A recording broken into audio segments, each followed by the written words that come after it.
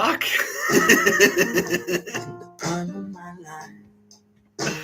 Fuck, I forgot all the lighting today. Yeah, it's just like the harsh light of day. Like, I'm sobering up, man. Yeah, it's like an anti-drinking commercial. Do you remember what you did last night, Jimmy? My plight. Did I whinge about my plight? Like, oh yeah. That and a lot more, champ. You're going back to jail. You said something about women not being in charge of the planet. It's like jail is the only option for you, sunshine. Anyway, I will adjust that, but first I'll do this. You're watching No Pictures of the Birdo podcast by Mr Tapscott. I'm Mr Tapscott. Hello. I'm Mr Tapscott. Joining me today, as always, Tara Bennett, represented here by this candle. Hi, Tara. She loves me very much, she says. No, she says, don't slack off here. She loves you more and more every day. Oh,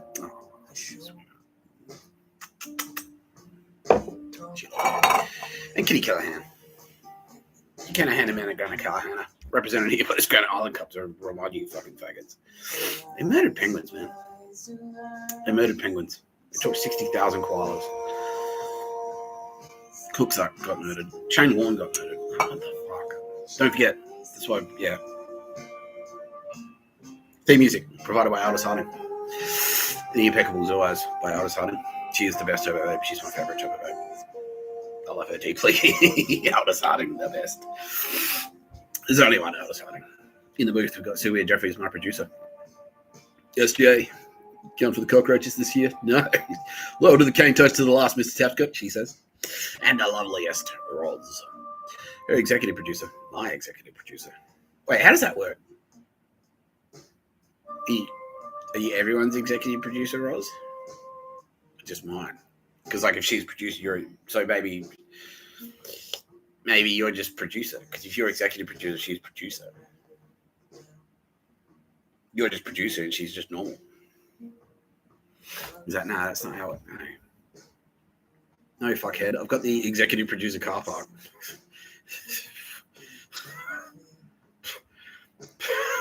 Yes, that was actually his line. Yeah. So, got to give him credit. Now that I've got that out of the way, let's all take a moment to appreciate me adjusting my lighting. I should have fucking done that. Unbelievable. I was like, all right, cool. Clean sweep today. Ready to go on air. Nice and casual.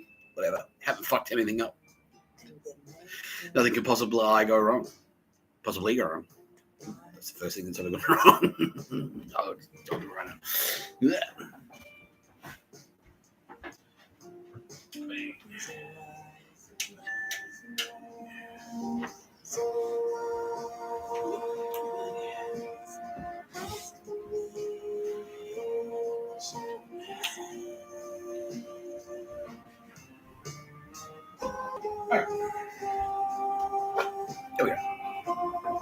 There we go. Just so you know, it's a No Pictures of the Bird podcast. Phil Berry's gay, and also adjust my hair.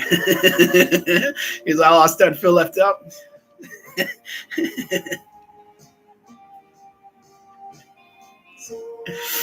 Yeah, in order of least gayest to most gayest. Least gayest is Tara Bennett, so that's how I do the introductions, Phil.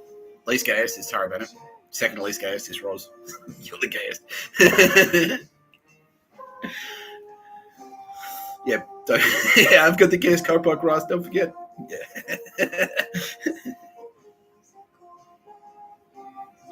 I saw that dog shit. Yeah, it's like the cat you started. Yeah, I love your content stream, Channel 9, where you started pointing out like, here are all the dog shit surveillance cameras that are watching your every move. And it's like that was one that you've. It's like traffic. Pedestrian crossings in the inner west, like facial recognition cameras and AI and fucking algorithms and shit. Yeah, it's fucked. And Surf Life Saving Australia, like I pointed out, yeah, spot you from up to like 5 kilometers away or something. Fuck off. Yeah, what a lustrous man you have, says Sylvia Jeffries. Thank you, Sylvia. Thank you. Yeah, I appreciate that. slaughtering it over me at you. So it's Bill Burr. And yeah, I am. Of course I am. Of course I am. All right. This is kind of flailing here, but that's all right. Look, we filled 5 minutes already, and that's pretty good. You know, that's pretty good. Pretty good. So this is the only difference really between the internet and broadcast television. It's like broadcast television, you do all this shit off screen. The internet content, you're just like, fuck it, it's content, whatever. Getting ready for the show, use the show. It's like, yeah, what a ripoff. I'm in the wrong media. Yeah. Anyway, we're gonna do another medical mini episode today because I am, as you can probably hear, I'm still a little bit fluey. Not too bad though. It's like the man, but how's the magic man bun? Says SJ. Yeah, it's fine. It's fine. Thanks. Yeah, she's like, do you have any tricks up your sleeve today? You never know. We'll see.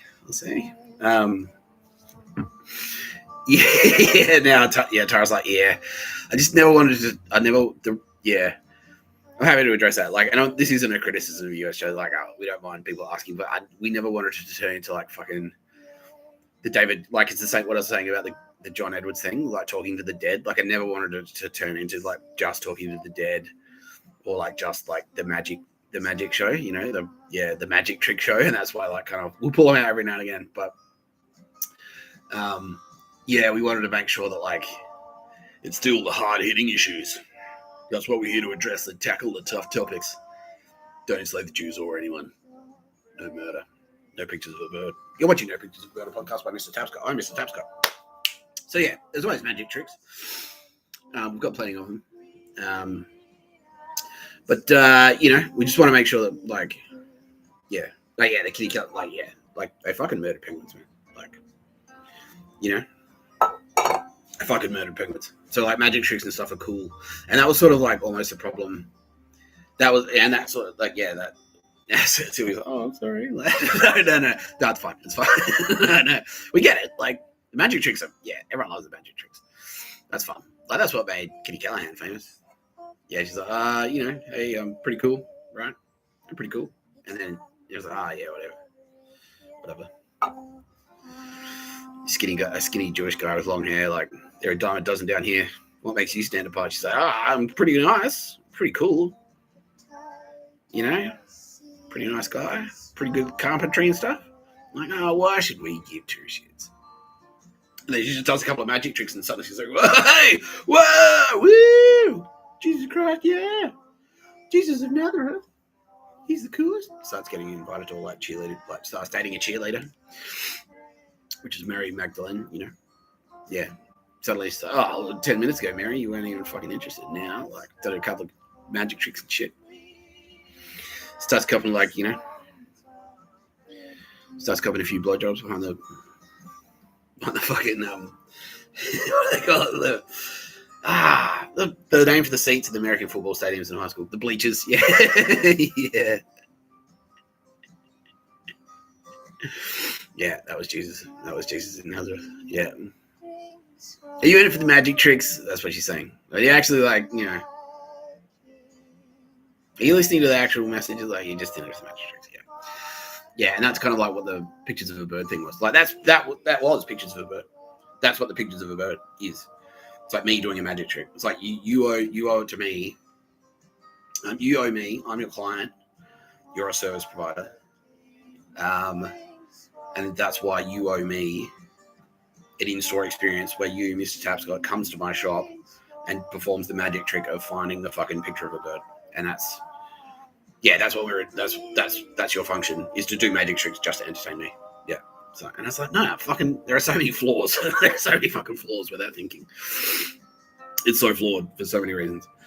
The main one, which is how can you be my client if how can you be my client if you don't pay me? That's the main definition. That's the main ingredient that is involved in a client service provider relationship. The client pays the service provider. The client pays the professional. That's a fucking client. That's a client professional relationship. Yeah. Yeah, and so but only client. You got to keep your clients happy. You got a bit of client feedback for you from the clients. Just a bit of feedback, Monday.com. Bit of feedback here from Specsavers, Monday.com. With your clients, we're unhappy. It was like, well, I've got some feedback for you, motherfuckers. And I was doing this to them. I was doing dog shit emails back to them. It's like, yeah, how about this cunt? Like, yeah. It's going into Bondi Junction where they were thick on the fucking ground. Like, so many. It was pictures of a bird fucking headquarters for so long. And you couldn't even go in there just to like, so I really just want to stick some sushi down my pants. Like that's like I'm hungry. Like I'm here to just get a snack and maybe charge my phone. That's it. Take a nap on the floor of the cinema because it's cool and I'm a homeless guy. Like literally, I don't mean it's like cool as in stylish. Like it's not cool, but it's like it's out of the heat, you know. And instead I'm getting abuse. Like I'm walking in there and people like I've got like pictures of a bird, dog shit emails coming at me constantly, like people blocking my path and like, you know, undrunketed douche tards when I'm in fucking David Jones like stepping in front of me and like in aisles and stuff like, whoa, you're not going anywhere. You haven't found the picture of the bird. And they go like, well, we're your clients. And that's why, like we're your client, obviously. We're clients. You're the service provider. That's how this relationship is working. Okay. Well, I don't remember signing that contract, but okay, let's run with that. And then I started doing back to them, like really loudly on the phone. It's like, yeah, hey, fuckheads, like, yeah, you keep calling me to do extra work. Your fucking I've invoiced you 60 billion times. Your invoices haven't cleared. I'm not doing any more work for you until a singular invoice clears. Yeah, and then I was like doing another one. It was like, yeah, so yeah, like. Hey, Steve, my accountant. Yeah, so I got off the phone to the client. Yeah, like I said, you haven't paid me. They're bugging me to do more work for them. And I fucking said, you haven't paid me for any of the work I've been doing for you for like 2 years now. And they said back to me, it was like, well, if you want your money, you have to break into my house and steal it. And I'm like, well, what do you think I should do? He's like, well, tell him to go fuck himself, right? I'm like, yeah, exactly. Yeah, like really loudly, like walking around in Bondi Junction. Yeah, because that was their thing. It's like, if you do enough pictures of a bird and you show us who you are, we just need to know who you are. We'll let you take like fucking deodorant out of Woolies or something. Like, yeah, beer out of. You can grab a 6-pack out of the fucking undrunketed stood over, the undrunketed controlled BWS at wherever, you know. Yeah. Coles World Square, you know what I mean? Like we'll turn a blind eye and we'll let you steal some beer, and then that's how we pay you. And so yeah, I was doing that back to them, and then yeah, now being told F is like, yeah, they fucking hated that. Like, what? Who does he think he is? It's like, well, you just told me you're my client, so obviously I'm a service provider. Like, it's a two-way street. Like if I'm a professional, like that implies like you're not even. That's not even like that puts me above a McDonald's. You're not a client of McDonald's, right? Like, so if you're someone's client, that means like that person that you're a client of is like a fucking architect, or they're a professional. They're an architect, they're a doctor, they're a lawyer, they're a specialist. They're a highly qualified specialist. And if you fuck around with a highly qualified specialist, especially if it's like a lawyer, that lawyer will whip around and go like, nah, fuck you. Like, yeah. And that's where the $50,000 an hour came from. So, all right, like a lawyer, right? You're my client. I'm a lawyer. Like if you ring me on the phone and say, I can, like, what do you think I should do? If that phone call takes 5 minutes, I'm billing you for an hour. And if I'm a lawyer, like a regular lawyer on the street, a criminal defense attorney, that's $800 an hour. So just for calling me, go like, I want you to come and do a picture of a bird. That's $800. Yeah. So, thanks for your question, Sylvia Jeffries. That's why I don't do fucking magic tricks. No, yeah. No, but yeah, that's kind of it. And then that was the pictures of a bird thing. And then that's how it sort of deteriorated to me going like, no, how about fuck off? It's slavery. Like, and that's what it is. It's slavery. But that's their mentality. And it's like, and I'm not saying that they're making everyone go around. They are making a lot of people try to do pictures of a bird, but they can't do it because they don't have the space magic, whatever. But that's their mentality. It's like, you owe us We tell you what to do. You owe us. Like you have a debt to us, even though we don't know you. It's a standover scheme. That's it. Yeah. So you have it. Like we just tell you what to do and you do it. Yeah. You're having kids. Like what? Why? Like because you owe us. So how do I owe you? So like, well, we let you catch public transport without being harassed. That's you're gonna pay us for that. So it sounds like fucking standover. That's what that sounds like to me, you fucking dodgy cunts. Yeah. Anyway. Don't know. So will there be any magic tricks? Maybe. I don't know. We throw them in as a bonus, but yeah, we don't want people to get hung up on the magic tricks. Like, because it's not, and yeah, in jail as well. Now Tara Bennett's saying like, yeah, and the fucking thing, like, yeah, they're sending through like via space magic, like spending through dog shit instructions, like, do a magic trick for us. Like hold this thing and do this and walk over here and do this to see if my psychic powers are still working. It's like puppet show's over, cunt. Like if you're not clear by now, like okay, fine, right, fine. I have officially you exposed me. I'm a fraud. I don't have any magic powers. You can let me out of jail now. And I'm like, oh no, you can't do that either. It's like, well then what the fuck? Then fuck off. Fuck you. Fuck you. Yeah, but that was the thing. I was like, nah, puppet show's over. It's like, we just want to see it. We just want to see a magic trick. I was like, no, you've seen a billion magic tricks. You've seen a billion of them. Like, yeah. So, nah, fuck off. Fuck off, jail cunts. That was ASD and like, yeah. And then from there, the extension of that is the extension of that is like, well, now, like, I'm your client and that's what entitles me to put a camera in your shower. Yeah, so that's like me saying to Sylvia Jeffries, it's like, well, Sylvia Jeffries, you're on TV. I'm watching you. I'm your client. You owe me. You're a celebrity, and I consume your fucking media. I watch Today Extra every day. And as a result, you owe me. I'm your client. And Sylvia Jeffries, what? It's like, yeah, so when next time you go shopping, I know you go shopping at my local grocery. I know which supermarket you go to. When you're in there, you have to give me beauty advice. And if you don't do it, then fuck you. Like, you're a bitch. I fucking, yeah. Like, we'll abuse you. You know, we'll threaten you. We'll put ads on TV saying, like, you're going to die. Your mates are dead. Yeah. And fuck that, right? Yeah. She's like, fuck. Yes. Yeah. There was another point I was going to make after that, but I forgot. You know, people are always like, son of man, I want to make the same joke, but no. Fuck. Oh, yeah. So anyway, yeah, that's what I was like. And then it's yeah. Oh yeah. And then that's why I'm entitled as well. Like yeah, because I'm your client. I watch you on TV, Sylvia Jeffries. Like you're on TV and I watch you on TV on free to air, which is free. And that's what entitles me to put a camera in your shower. What the fuck are you talking about, you fucking spastics? Fuck you.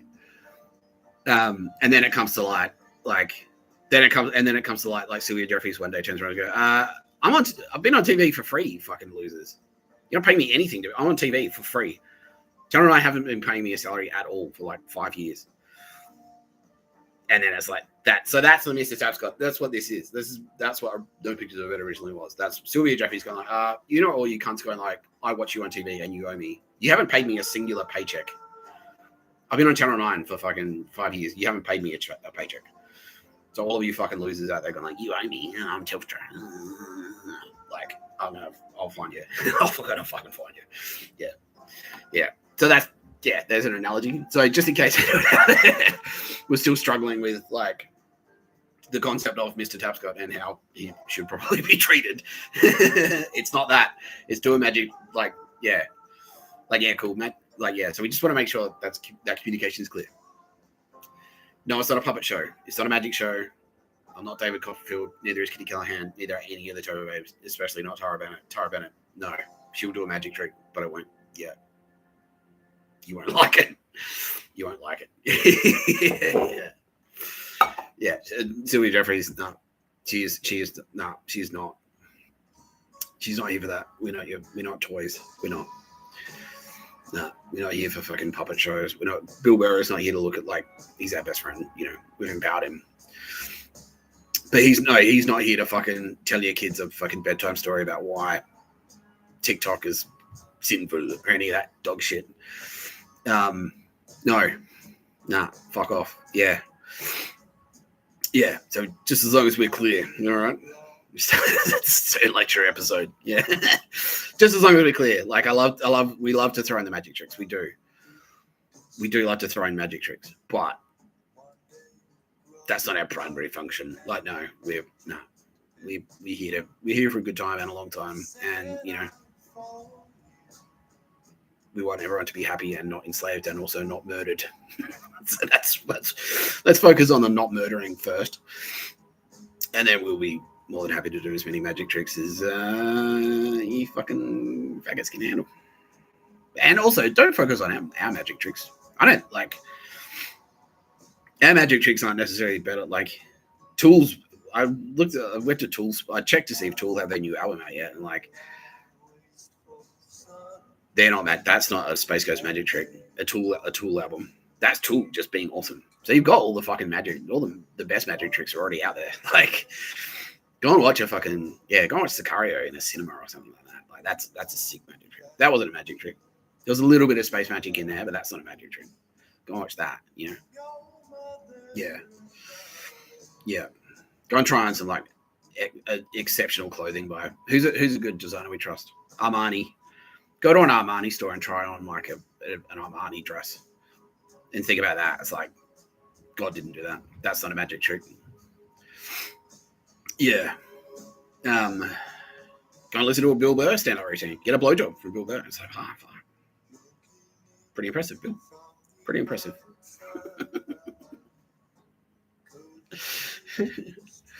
That's not a magic trick. He could do that before. We started talking to him.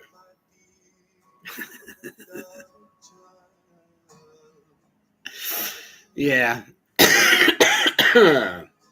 Anyway, so today's episode, like we were going to go in deep on another Turbo Babe.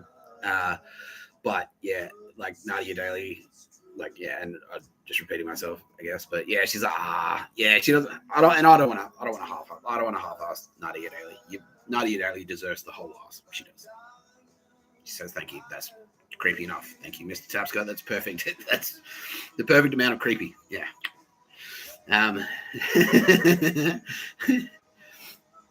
So we'll go deep on Nadia Daly, and she's a Turbo Babe. Like everyone's like, does that mean? Yeah.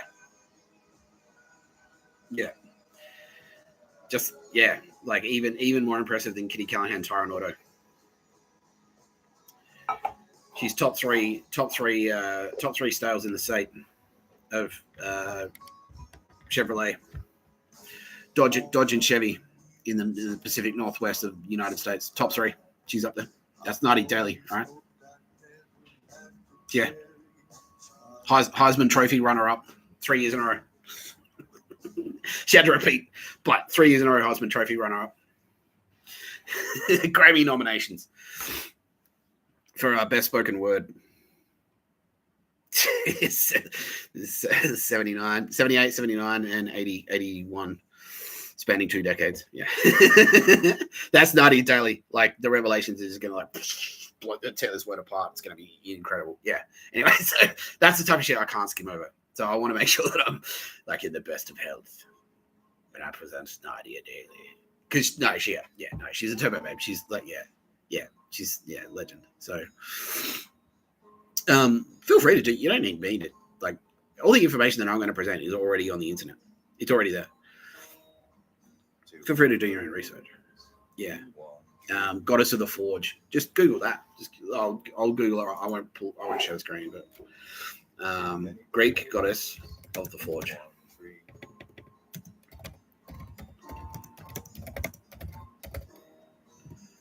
Or Greek god of the Forge. Yeah. There. And then your journey will begin there. That's her.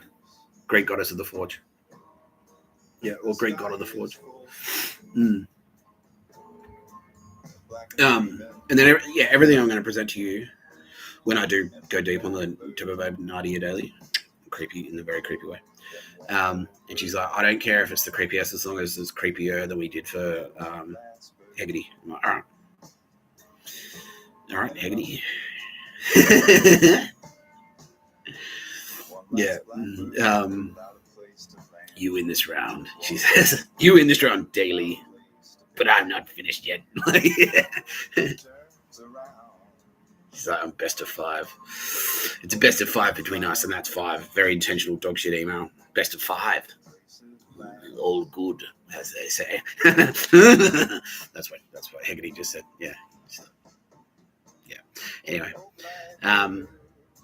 Yeah, but instead we're going to talk to, because I said I was going to do it yesterday, we're going to talk to because we've already talked to Carlos and we've already talked to Cez, so we're going to talk to the 9 News breakfast team. So it's Jane, Dan, Tim, Dan. We'll throw Danica in as well. And I'm not going to talk to. We won't talk to Tay Tay because we've already talked to Tay Tay. Who else? And Dickie as well. We'll do Dickie. Yeah, so we'll talk to you guys.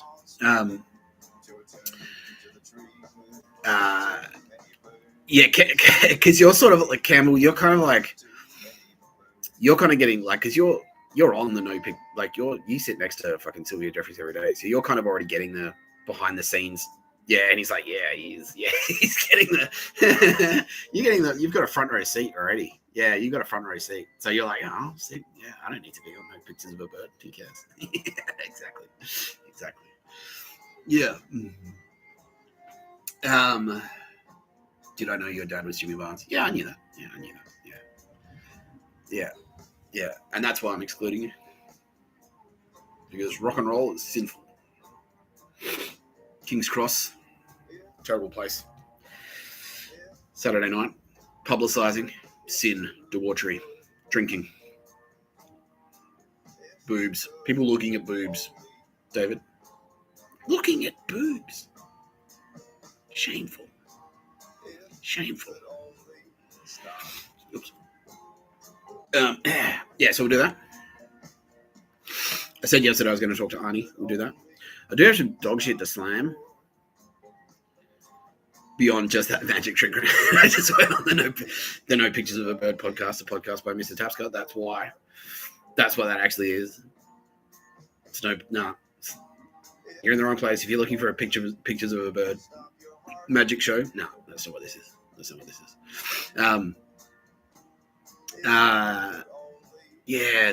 was some dog shit. We're gonna slam. And it's okay. Yeah, to do with publishing. So I'll slam some publishing dog shit. We had a redemption lined up, didn't we, Tara Bennett? We did, Mr Tapscott. Who was it? She's saying, she'll tell me when the time is right. Okay, are we gonna do it today? You reckon? It's like, yeah, all right. But yeah, we've got a redemption lined up, another one, because they seem to be popular. Oh, and we will also talk about why it's perfectly okay to be skeptical. We welcome skepticism. Fine. You're allowed to be skeptical. We don't care. Should we just lead into that? So yeah, why the fuck not? Yeah, okay. Yeah, look. Because that was the thing. That was a theme across. Like, because we touched on that theme yesterday, both when we spoke to Ricky Gervais. So that's kind of like, that's almost, yeah. So that's almost like that's the two sides of the skepticism coin. Now, because we don't mind skepticism, we agree. Like, you're right to be skeptical. I was skeptical. But yeah. So Tara Bennett is now saying, like, this is the headline. It's okay to be skeptical. Even Mr Tapscott was very skeptical when we first went. Yeah, because I was like, what the fuck is this? Yeah. So we'll start there. So I'll tell you my skepticism journey. My journey of skepticism to just being a complete fucking crackpot. A completely indoctrinated Fruit Loop that talks to himself exclusively. Like,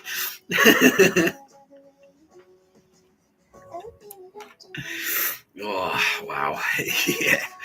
I don't drink Kool-Aid. I drink Drano. That's how I did it. Don't drink Drano. Drink water, Fitz. Official Drano alternative, Kitty Callaghan Torrent Auto. Kitty Callaghan Torrent Auto. 10% off when you mention Waterfords. Waterfords.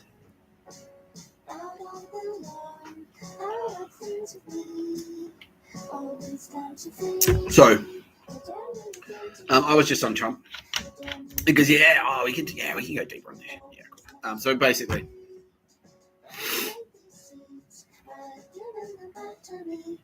this is kind of like a bit deeper into my journey. So weird shit have been happening to me.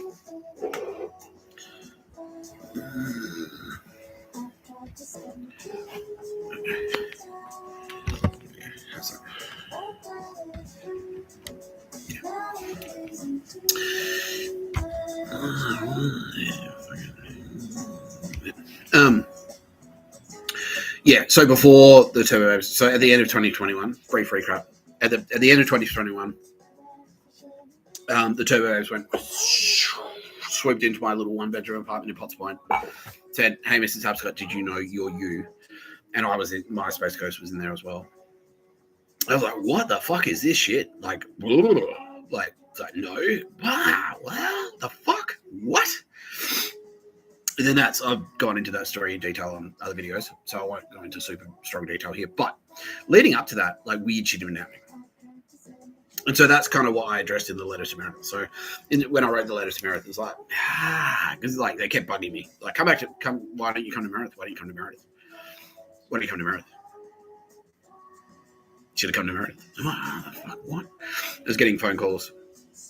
So all of the two Judases were calling me and saying the same thing, like same wording. It's like, I can't remember. Fuck, what were they saying? Anyway, they were using key phrases, right? And it was the same wording. Yeah, and it was like, you should be thinking about kids. Shouldn't you be thinking about kids? But it was like the same wording. And I'm like, where is this fucking coming from? Because it's like messaging. Yeah, it was like someone somewhere in a meeting room or a boardroom was writing like a message and then hitting send, and the group email was going out, and then I'd get the same wording from 3 different sources. So I was getting phone calls from Chris Tapscott, Andrew Chellebeck, and Ashley Bracken, where they'd say the same thing. It's like, why don't you learn yoga? Yeah, you should learn yoga. Yeah, that's it. Learn yoga. That was the one. Yeah. Because it's like, and it was like a diss on Sydney. It's like, you should learn yoga. If you're not going to move back to Melbourne, you should learn yoga. And that was because I'd said something to a mate who immediately reported it back to his undrunken Nazi controllers. Where I'd said, "Oh no, they saw it in a message." Yeah, because he's like, "What have you been up to in Sydney? What have you been up to?" And like hoping that I'd say like, getting married and having kids, moving back to Melbourne with kids. But instead it was like, doing yoga on a surfboard, and then they picked that up. And so fucking Telstra heard Mike Burgess, the cocksucker, heard about it, and fuck you, Mike. You're gonna be like, you're so much worse than even I've spoken about. So prepare yourself to be exposed, and not in the way you want to be exposed, that you like to be exposed. Piece of shit. Anyway, so they picked up on that, and then I was getting phone calls from Chris Tapscott, Ashley Bracken, and Andrew Chellebeck going, "Oh, what have you been up to? So, what have you been up to? You should learn yoga." And when I'd say Sydney stuff, you should learn yoga, because what they were hoping I'd say was getting ready to move back to Melbourne, and then didn't do it. But it's like, wait, are you guys in a fucking Facebook group chat or some shit? Is that what? Why are you repeating the same wording? You should learn yoga, that singular line. Okay, so there's a connection here. There's a fucking what they're connected to the same thing somehow, but I can't see how it's not like they all go to the same fucking grocery shop together. They don't catch the same bus or whatever. How are they all connected? And then it happened to work as well. It was someone said it to me in a meeting at work. I'm like, what the fuck is this? And then that's what motivated. That was the inciting. That's what motivated me to. And then he got butthurt. Yeah, and Dan, I will circle back to you because I know you're a good guy. I know you are. But yeah, and you didn't know necessarily what you're doing, but so the guy he's on the line right now, the guy that said it to me in a meeting, and he didn't necessarily realize what he was part of, but yeah, he's cool. But yeah, and he got all butthurt because I went like, yeah, because he said it, he's like, Nick, you should learn yoga. Because yeah, I had 3 phone calls. So Ashley Bracken who lived in Melbourne, Andrew Chellabeck who lived in Henley Beach, and Chris Tapscott who lived in Port Elliot, all had called me and said, you should learn yoga. And then I was in a meeting at work, and there was a guy in the meeting who was like, Nick, learn yoga, okay? I had my kids when I was 29. You know, you're getting old. Maybe it's time for kids. Kids. Kids are the kids. You don't even have the kids. Okay, champ. And I was like, fuck. But yeah, so that guy didn't realize that that's what had been happening. And I was like, what is this shit? Who the fuck are you people? You'll go to the same glory hole with Bill Burr, but not even Bill Burr has been saying like kids, you know. I don't know. I didn't get it. So, and then that's what motivated me to write the letter. And then the next meeting I had with the guy, he's like, oh yeah, so that was one meeting. So you should learn yoga. And then the next meeting, he's like, so what have you been up to? It's like, doing yoga down at Bondi. I went down to Bondi and did yoga in Bondi, and it was awesome. And I fucking love yoga. Yoga's way better. I'm never moving back to Melbourne. Like, implication, fuck you. Like, fuck Melbourne and fuck you. Yeah. And then he went, what? Like, yeah, like, nah, fucking fuck Melbourne. Like, fuck you. And he's like, yeah, you got all butthurt about it. And he's like, it's true, I did. Yeah. You got butthurt about it. I'm like, what the fuck? The fuck? What is this shit? I'm just trying to be a copywriter. Get fucking weirdos. Anyway. So that's what motivated. I was like, and it was like a brainworm. I'm like, what the fuck? Like, and so they kept kind of like these little jabs popping in, and that's what motivated me to write the letter to Meredith. And it was half to say, like, is this you? Like, Auntie Meredith, is this you fucking, like, doing are you calling my friends and family and going like, ask him if you tell him to learn yoga? What the fuck? That's why I wrote the letter. And leading up to that as well, other weird shit had been happening. Yeah, so it turns out now I can reveal, like, Mel Hopkins had sent goons in. So she was CMO of Optus when I was writing Well Connected.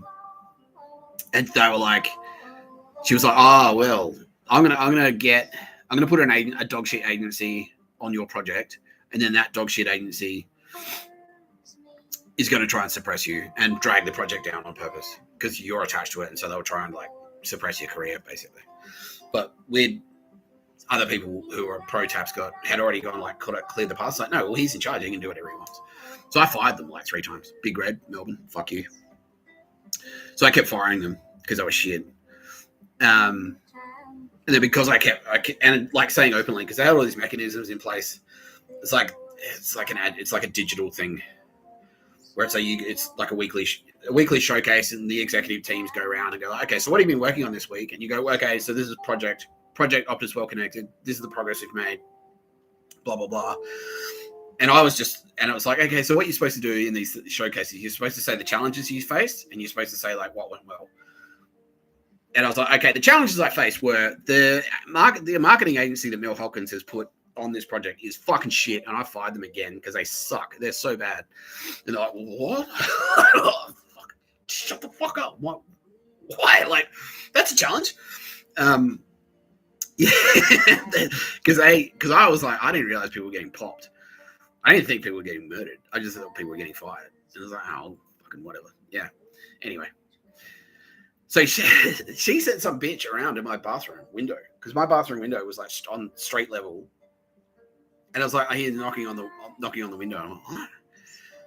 Hello? Like, some lady in my bathroom window. Like, she can't get in. There's bars in the window and stuff. She's on the street. I'm in my bathroom. Like, can I help you? She's all in black. This is like, yeah, during lockdown. She's all in black. She's got a black face mask on. Got a black hat on. Black dress. She's like, aren't you that big African? Like, do you know a big African guy that lives here? And I'm like, nope. She's like, well, my big African friend used to live here. You don't know him, do you? And I'm like, no. Anyway, have a good night. And I was like, what is this shit? Like, because, you know, I'm no, like, I've had undrungada threats before. I've had dog shit like that before. But I was like, well, look, she's on the outside of the apartment. I'm on the inside. What's she going to do? Fuck her, basically. And I was like, and I sort of ran in my brain. I ran through the Rolodex of who it could have been. It's like, could have been anyone. Could have been Melbourne advertising scumbags. Could have been undrungada. Could have been, could have been anyone. Basically, could have been an ex-girlfriend sending around a goon, you know. Or she could have just been some fat bitch, some dumb fat bitch who's probably almost definitely watching this video right now and regretting that she fucking did that. You stupid cunt. Fuck you. Yeah. Works for ASIS, was working for ASIO, got disavowed when they shut the whole thing down, and then got picked up by the bad guys. Like, I'm still a bad guy. How many murders have you committed, cunt? Yeah, all right. 3. Yeah, oh, fuck you. You're going down for all of them. 35 to life for each offense. Fuck you. You won't. Yeah, I hope you die in jail, bitch. Yeah, I hope you do. Anyway, you're not the point of the story. So that happened, and then that happened a couple of times. Like, she came around a couple of times, and that was like, I can now reveal that was actually Mel Hopkins, CMO of Optus, going, stop writing good things on the internet, Nick Tapscott, or I'll threaten you. Yeah. Or like, stop torpedoing my attempts to like fucking suppress your good work by being a smart, the coolest one, a genius. Detects threats, knows when it's coming, shoots first, questions later, bang, shoots straight every time, right between the eyes, bang. Yeah. Anyway, yeah. So shit like that was happening. I was like, what the fuck is this? And then like a couple moved into an apartment, sort of not exactly next door to mine, but near mine. And I said hi to them. And they were just like a couple that I had just moved in. It was just like building. It's, new to the building, whatever. Oh, yeah, cool. It's a good area, whatever. And then I was watching Sopranos one night, and he's like, fucking bad! Like, bash it, like loud arguments and shit. When I was watching Sopranos, and in the Sopranos, it was like one of the scenes where Tony and Kyle are fucking having a huge fight. And then as I'm watching that scene of the Sopranos, and this is during lockdown, I hear them having a huge fight. I'm like, what the fuck? And then 2 days later, cops turned up and go, excuse me. And I'm like ringing my rel. I'm like, yeah, what? It's like, it's the police. I'm like, and can I help you? He's like, did you hear the fight the other night? Do you hear about that? Do you know who they are? Did you hear about that? Any thoughts on that? Huh? What do you think about that? Violence against women. You're against that, right? Aren't you?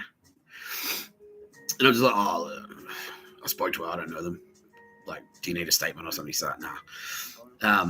But yeah, that's what that ties into what I was saying. Where it's like the door slamming, the neighbor going, fuck you, like that type of shit, like weird. And that's Ace can now confirm that was ASIS goons going like, your sinful behavior watching fucking The Sopranos during lockdown is causing a great disturbance in the force or some dog shit. Like, you're contributing to wife beating culture by watching Sopranos and not having kids, and writing cool things on the internet, basically. Yeah. So shit like that was happening. And then I wrote the letter to Meredith. And so I was like, what the fuck is this? Like, and so I wrote the letter to Meredith going like, well, yeah, look, I'll give you the benefit of doubt. I'll give you the benefit of the doubt, Auntie Meredith, even though you don't deserve it in retrospect, you stupid cunt. And I'll go like, look, I'll try a nice approach. I'll write this letter to you. But also the other thing, it's like, I know you'll share it around because you're a gossipy bitch. I know that much. So I'll write it really well, and then you'll share it around. So I'll get like, it won't backfire. I'll get famous from it. And just to sort of say like, look, my phone number's on the fucking internet. You don't need to call my friend from work in Adelaide, my friend from high school in Victor, and my dad, and tell him to learn yoga. If you just want me to move back to Melbourne, you can contact me whenever you like and say, Nick Tapscott, please come to Meredith's Music Festival. You can do that whenever you like. You don't have to do any of this other dog shit. You don't have to do any of it. And then I sent the letter to Meredith, and then the AFP organised that. AFP organised the Hassan Topal thing, which I've shared on here before. Everyone knows that. Yeah, cool. Yeah, everyone knows that. And then that made me nearly fall off my fucking push bike because I listened to podcasts while I was riding my bike, and I was listening to Life and Crimes by Andrew Rule, who is a cocksucker, and fuck you, Andrew Rule. I was listening to that, and I was like, Hassan Topal, like something a bikie from Melbourne, and I'm like, right, it's like, wait, what the fuck is this? I nearly fell off my pushy. So that was happening, but at the same time, so that was AFP going like, heads up, there's some weird shit, there's some doings of transpiring, Mr Tapscott, there's a lot more going on than you realise. And I was like, because I always knew, it was like, there's undrunk, like I've got undrunk enemies, like I was like fucking rolling in their cafes, and you know, obviously it's the Rosamund thing, like the time I fucking blew up the Death Star or whatever the fuck, who knows, could be any of those goons, it could be ex-girlfriends, it could be like, because I'd always known that there was like dodgy cunts, and I was like, okay, I'm relatively safe here in Sydney, but you never know. But yeah, and so they're kind of like, they're watching the whole thing, and they hadn't, like they were there, they were watching the whole time, and they were there the whole time, and they were kind of like secretly like doing their cool. They were like, let's clear a few roadblocks for Mr Tapscott, because you know he's pretty good. Like, they knew that I was Mr Tapscott. I didn't know I was Mr Tapscott at that point. And so they were kind of like doing their secret turbo band protection detail stuff, which they do for all of you. Or if they like you, especially if they like you. If they don't like you, they might just like, well, maybe I'll not stop the shark this time, cunts, like you do fucking faggots on the Central Coast. Yeah. Yeah. Anyway. So there was that shit. So it was like the Hassan Topal thing, the lady in black knocking on my window a couple of times, the police turning up after like a domestic violence incident for a neighbor, the weird phone calls, that shit. And that was all like ASIS goons and ASIO goons and all ASD goons and all that shit. And then I wrote the letter to Meredith, and then they kind of broke cover. The turbo babes broke cover then. So I wrote the letter to Meredith and shit, like, so, whoa, like, and immediately at work, like, one of the Nazis at work, who I didn't realize was a Nazi, but he like kind of like, oh yeah, well look, oh yeah, because that was one thing that Auntie Meredith in her response, she didn't really say much. She just went, oh look, it was a threat. Basically, I sent her a big letter. So like, hey, you know, we could be friends. Just pick up the fucking phone, you know. And instead, she sends back a response that says, oh, doesn't ring a bell. Maybe it'll hit me in the dead of night. Keep well, Nick. Yeah, it was keep well. That was that key line on it. Like, keep well, Nick. And then someone at work goes like, yeah, so keep well, Nick. Like in a meeting, it's like, keep well, Nick. I'm like, fuck. So you're connected, fuck. Yeah, so, and then that's when they kind of broke cover. And they said, like, look, and they didn't tell me exactly who they were. But they said, like, look, yeah, there's spooky stuff going on and you're in the middle of it. So we're like a faction. And they started like putting little things in there. It's like, you know, and then that's when I started doing, they're like, oh, like I was at work, it was the middle of a work day, I was working from home, and they're like, oh, instead of don't respond to that email. They're kind of hinting, like giving me little hints on the screen and stuff like that. Like little sneaky, not dog shit emails, but like little things like that, like banner pop-ups, like maybe today's the day to take a day off, you know? And it was like telling me to like log off the computer. And so that was about a week before they went like, you're you. And I'm like, So like there's weird shit happening all around the place. I'm just setting the background for when they went like, because there was heaps of weird shit. Oh, and before that, like I was drinking in a bar, my local, and I was just shooting a shit with some guy. He's like, oh yeah, well actually I was like SAS and stuff. And I knew it's King's Cross. It's right near a Navy base. So there's military personnel in there. I've been watching YouTube fucking documentaries about CIA and shit, and it's like, look, obviously King's Cross is like it's a red light district near a naval base in Australia, pretty high profile in like Sydney, Australia. It's a high profile city. Obviously there's going to be spooky shit there. Like gangsters and fucking Mossad and all that gear, right? And I was talking to a guy. He's like, "Oh yeah, like I'm SAS. Like I did this and I did this, and I was in fucking like East Timor. Like I was there, and I do stuff." I was like, oh, "Yeah, cool." Like he didn't go too deep into it. We just like shooting the shit. And then he went like, I can't remember if he brought it up or if I brought it up. But he's like, "Oh, something China."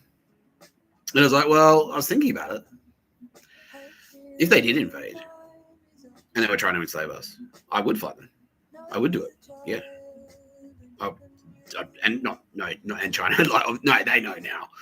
I'm not fighting them because they're China. I'm fighting them because I'd fight anyone who's trying to enslave us. Like I'd fight anyone who'd try and do that.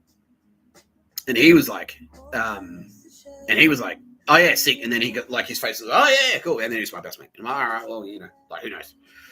Like, and I know I've got Anzac lineage. Like, you know, my uncle was in the military.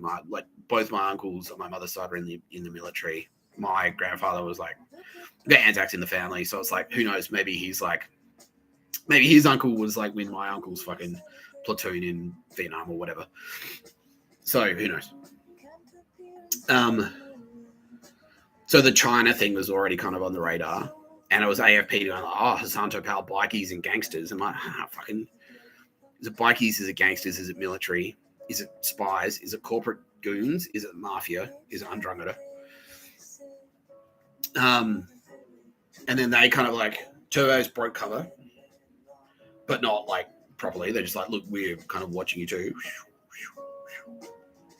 And I started doing stuff with them, just like light stuff, like not hectic shit.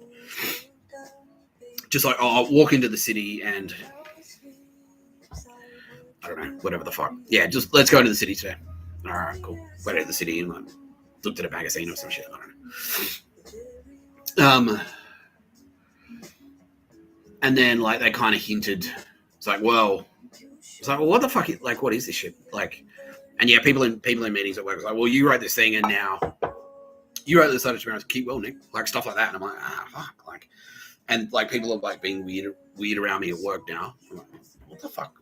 What? Because I wrote this letter, like, yeah, and then the letter is kind of like circulating, and people on the internet are starting to kind of like sound, it's like, "Oh, I like sort of like signaling to me, like, including wording."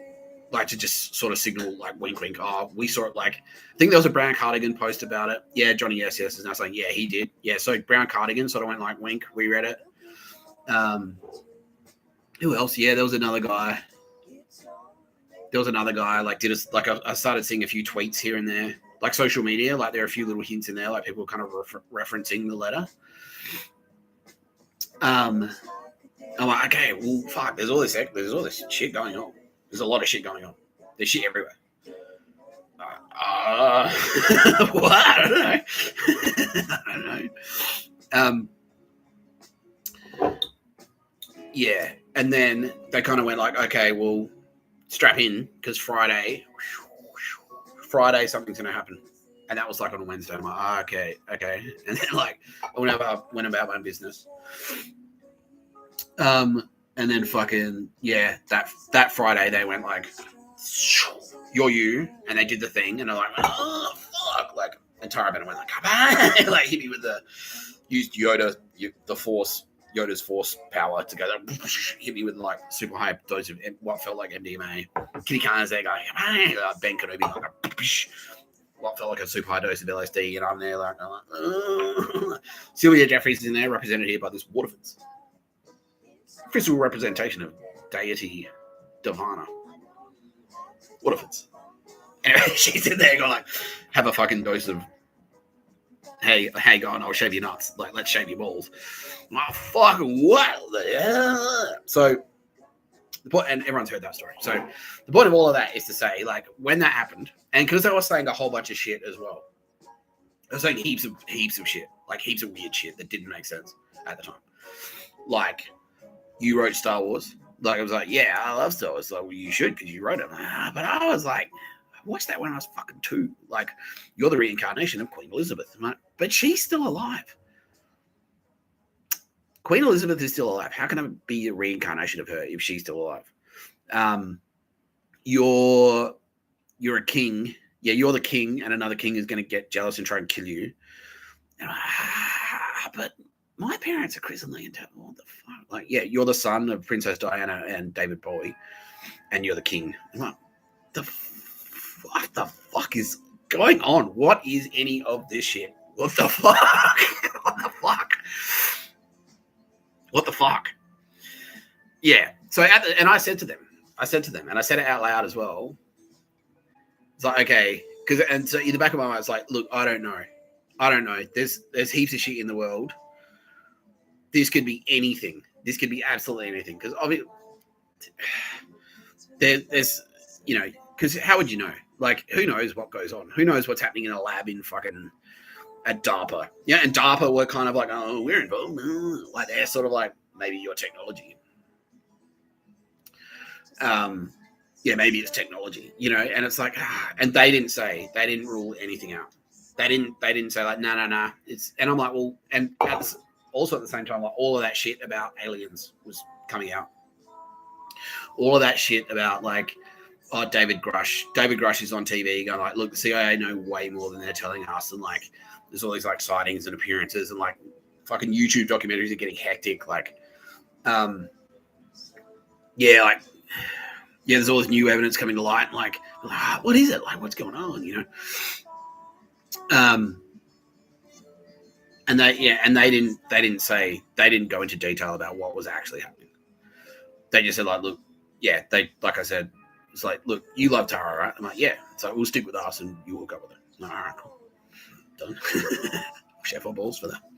I shaved my balls. My bathroom was dirty and now it's clean. So far, this is all right. But I said to them out loud, yeah, look, if it turns out, like, okay, I'll go with this program. I'll go with you. But if it turns out that you're the bad guys, I will fight you to the death instead. Like, I'll go with you. But if it turns out that this is a dog shit trick, I'll fucking fight you. Like, I will. Yeah. Then, yeah, because it was like, what is this fucking... And then immediately it was like, oh, this is a military thing. Yeah, so it's not just about romance. It's just not just about hooking up with Tara Bennett. It's also military because it's war. And so I was like, well, fuck. Like, what if this is Chinese? What if this is a Chinese deep state psyop? You know what I mean? Like, what if... Because that's not impossible. That's not implausible. Poisonings happen. We know that. I already knew that. That's not a secret. I've been doing that. Like, fucking, what was the secret police in South Africa in the 60s when they were trying to suppress the ANC? They'd put contact poison on fucking underwear linings. Like, they'd break into people's houses, put poison on on the lining of their underwear, so that when they wear it, it would seep into their skin, and then the poison would look exactly like pneumonia, and they'd die like 3 days later or something.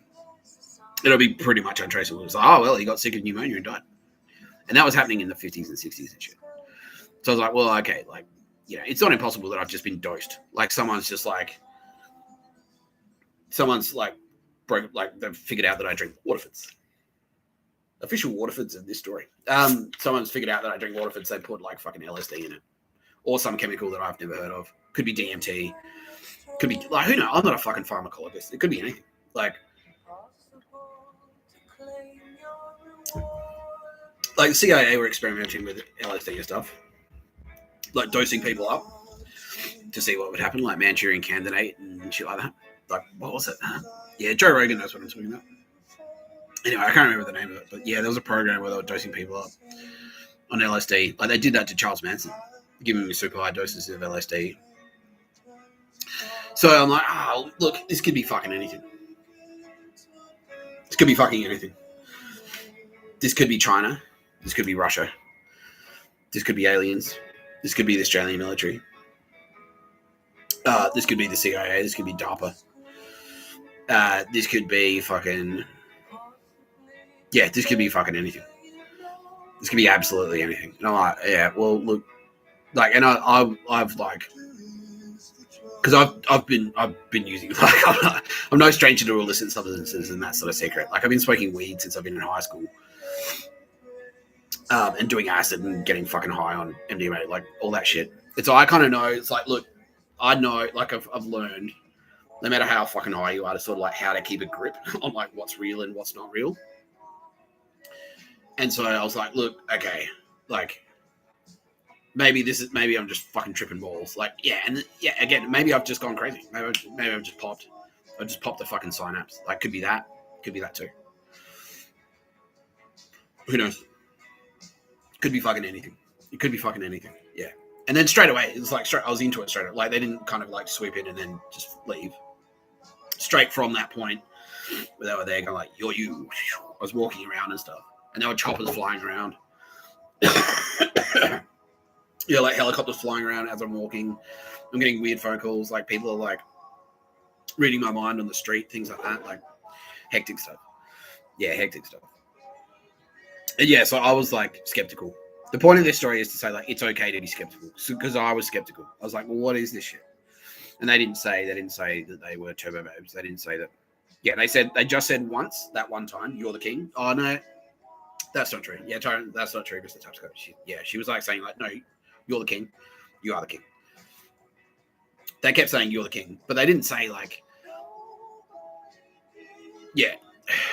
But at the same time, it's like, I didn't get they didn't make it.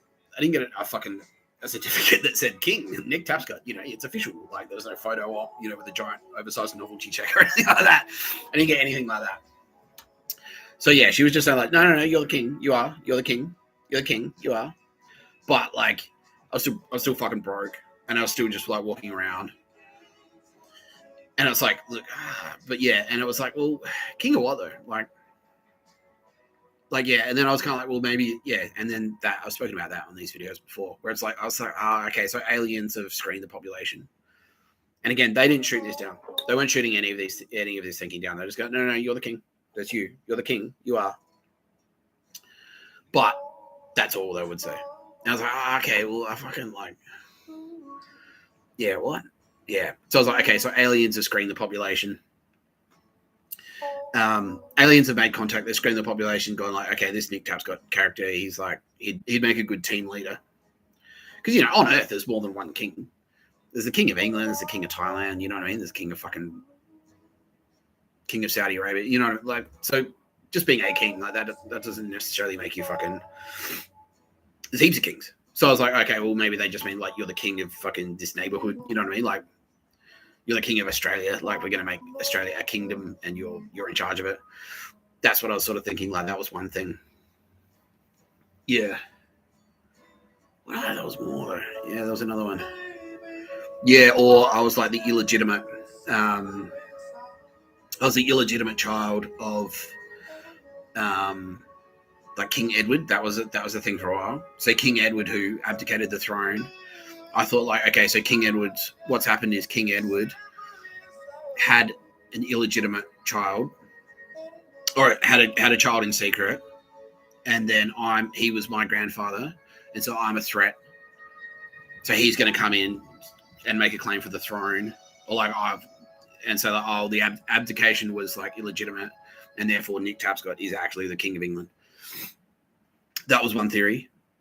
That I was like toying with, that could be a thing. Maybe that's it. They're trying to keep it a secret from William, because like otherwise William won't be king, and like I'll be king instead, and William will get pissed off. William's going like, William's laughing right now. He's like, yeah, that's fucking funny, bro. Yeah, he's like laughing that I'd be scared of him coming to murder me, because that's ridiculous. Yeah, exactly. He's like, he probably wouldn't care. Well, he'd care, but yeah, he'd say, he'd arm wrestle me for it. Sounds like a lot of effort, man. He's like, yeah. He's like, I couldn't win a drinking contest, so it'd have to be that. I'm like, all right, fair. Yeah. So, yeah, I was skeptical. I was very skeptical. It's like, what is this shit? Yeah. And then I was like walking around for 3 months until I went broke. And the point of walking around, because part of the grand plan, the long game, was that I was going to go undercover. I needed to go to jail. I needed to be undercover as a broke homeless guy, basically. And so they were super tight. They were like, we'll walk around together and look at stuff, and we'll be there, right? And that's Kitty Callaghan didn't necessarily say who she was. Tara Bennett was there, like really fucking close. And Mr Tapscott was there as well. My Space Ghost was kind of there, not as vocal, but Tara Bennett was like very vocal. She's like, "No, come on, Mr Tapscott, let's go." Like she was there, like pushing me. And we were going eating together and stuff, and like doing pictures of a bird, and going shopping and stuff. Going to art galleries and shit like that, and walking around, just walking fucking heaps. And the point of that was to go broke very publicly. So people would go like, "Okay, this guy's cracked, he's a loser," and then leave him the fuck alone, pretty much. Oh, and do the Tara, like, piss off Tara Bennett on purpose, which, you know, sucks, but, you know, necessary evil. Thank you. Yeah. And so that they didn't necessarily say what exactly was going on. They just said it was like, there's a war. There's going to be a war. You need to fight. The war's going to be against China. You're the king. And then that was it. And I didn't know anything beyond that. And so I was skeptical as fuck, is the point. I was skeptical as fuck. It was like, this could be fucking anything. This could be anything. This could be a psyop. Who knows? Who knows what this is? It could be a psyop. It could be technology that I've never heard of. I could be like just getting fucking dosed on hectic chemicals, like LSD that I've never heard of before, or a super concentrated magic mushrooms that is secret, a government secret or something, you know? Yeah. So the point of the story is like, it's fine to be skeptical. I was skeptical. I was very, very skeptical. I was very, very skeptical. And then after that, after I went broke, so that took about 3 months. So from this point where they went, you're you, let's walk around, me and Tara Bennett, like, let's walk around Mr Tapscott. We'll walk around and do stuff together. We'll go to restaurants and shit. And then, as soon as I was broke, I was like, well, fuck, I'm broke. Well, what are we going to do now? I'm broke. And then they went like, Callaghan, you're off. You need to be out of screen, out of shot there. And they went, and I'm like, and I'm just there on my own, like, what the fuck was that? What the fuck was that?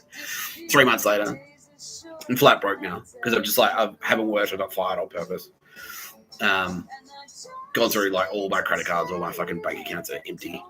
I had stock, like I sold it for way less. Like, drilled it all, just like drank it, like went to fancy restaurants and drank with nightclubs and just drank it all basically until I had nothing left. And then they would throw in like every now and then they just went like dead quiet. They went like really quiet. And so I was there just going like, well, what the fuck was that? Like, so I didn't know. And then I'd kind of like, but they'd still be guiding me, but they were just quiet about it. They're a lot quieter. Yeah. And then every now and again, they'd throw in like a little wink, like, no, that you're still on here. We're still on. So I'd kind of be a little bit skeptical. It was like, maybe I just popped. Like, did I dream the whole fucking thing? Like, maybe that was a big delusion. Like, who knows? And then as soon as I'd start thinking that, they'd put like a news story on TV, and I'd be like, I don't know. I would have like, I ate a lamb salad for dinner, and then I'd turn on the TV, and it was like, lamb salad sales are through the roof. Like, especially in Potts Point. I'm like, fuck. Like, yeah. Just to sort of say like, no, don't worry, we're still watching, and also like, yeah. Like, we're still in contact, don't worry. We're still here. It was just like, basically. Like, but I didn't know. I didn't know what it was. Yeah. So, anyone out there who's skeptical, fine. It's fine. It's fine to be skeptical. You're right to be skeptical. It's smart. It makes sense. It makes sense to be skeptical. We don't care. We do not care if you're skeptical. We did all of that. We did it on purpose. We did. Like, if we wanted to be overt about it, we'd do it. And that's what we're doing right now. We're being overt. But before we weren't overt. Yeah. So I personally was extremely skeptical, and that's why anyone who is skeptical, if you're afraid that now you're in trouble for being skeptical or a doubter or a non-believer, and that's one of the things that they're like. It's the opposite side of the coin. So I'd rather meet someone who's like skeptical and say, oh, whatever. Like, he's just some guy, like, who gives a shit? And I've said that. It's like, just treat me like that. Good. Treat me like that. But as long as you're like, and this is what maybe sort of like, I wanted to tell the story today because we touched on it, which is when we spoke to a certain actress, and she's skeptical, and that's fine. But what she's done is like, she's taken it to the next step, which is like, I'm skeptical, and therefore I will consider allegedly, possibly acts that are criminal. And that's bad. That's bad. That's where we'll get upset. Because if you're like, yeah, and then if you like, I'm skeptical, and therefore I'm going to make a TV show, or I'm going to put an ad on television where Tara Bennett, just by being associated with Mr Tapscott, who we're skeptical about, that threatens her life, like we've got her in bare feet because suck shit, you're going to die. Like, that's where we're pissed off. You're allowed to be skeptical, that's fine. But if that skepticism manifests itself as a criminal act, or a conspiracy to murder, a conspiracy to harass, I'll go to her shop and steal shit out of her shop. I'll go to her shop and call her a bitch. I'll be Annika Wells and commission a show called fucking House of Wellness. Any of that shit, then that's the problem. That's a problem. Yeah, you can be skeptical. It's fine to be skeptical. It's perfectly rational to be skeptical. Makes perfect sense. Because, yeah, like, even just telling that story back again just then, it's like, what the fuck? That sounds fucking heck. Like,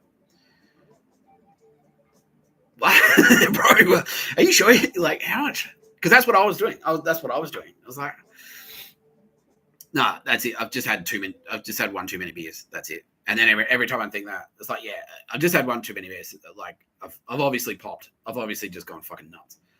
That's what's happened. And then Tara Bennett was like, no, you haven't. Ooh, no, you haven't.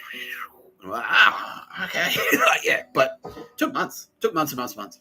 And that's why they did it. That's part of the reason they did it. That's why there was like a 2-year gap. Oh, there's Tara. Hey. Yeah, hello. Yeah, just sent a bird in. Anyway. That's why there was a 2-year gap. That's why. Between them going like, you're the king. And then eventually saying, no, it's not aliens. No, it's not aliens. No, it's not exclusively military.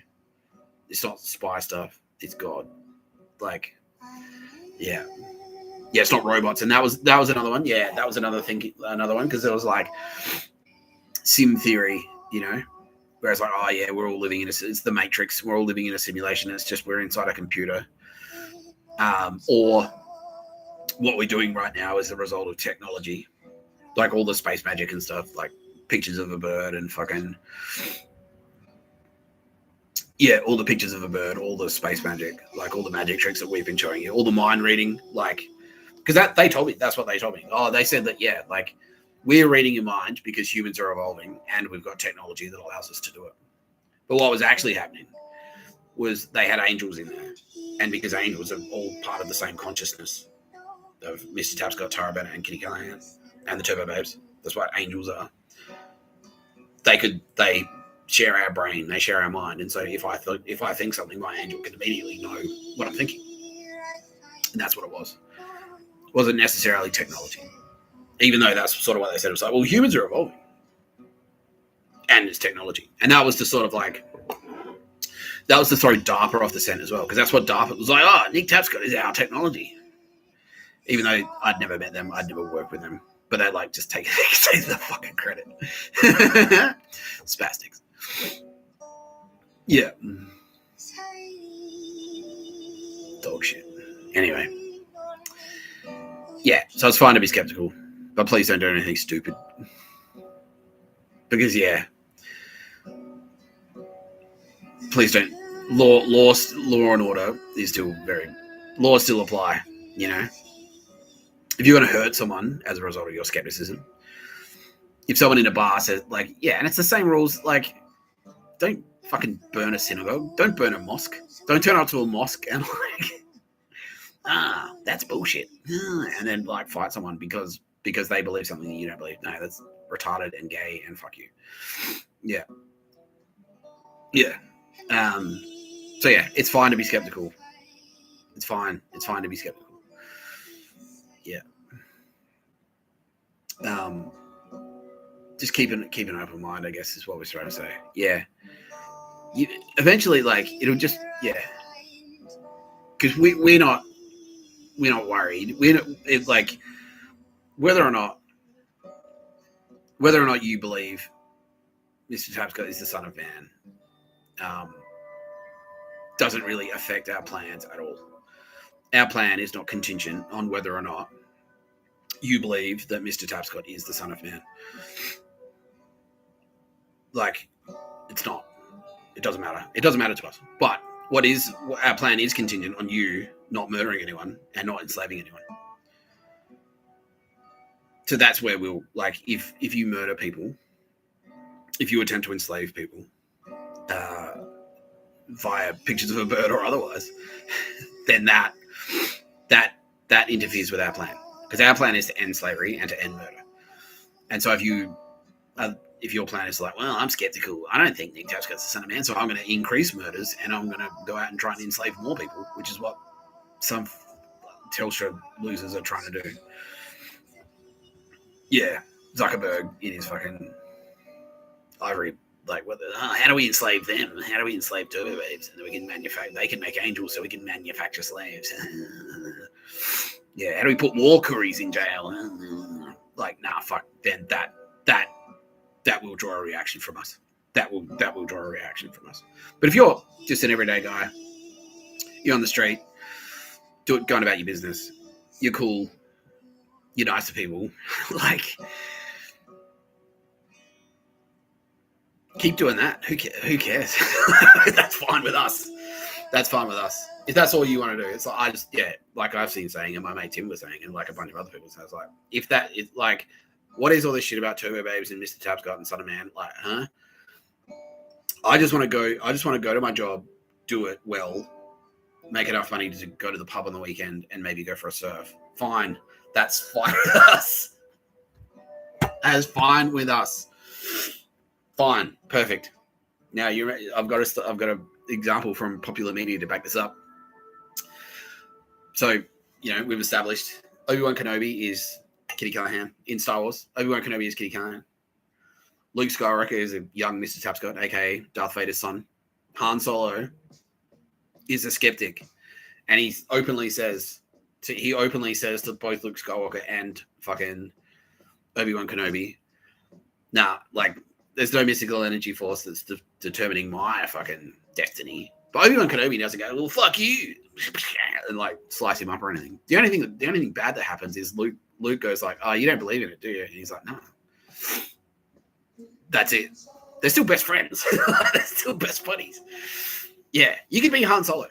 If you want to be Han Solo, be Han Solo. It's like, nah, there's no mystical energy force determining my destiny. I don't give a fuck.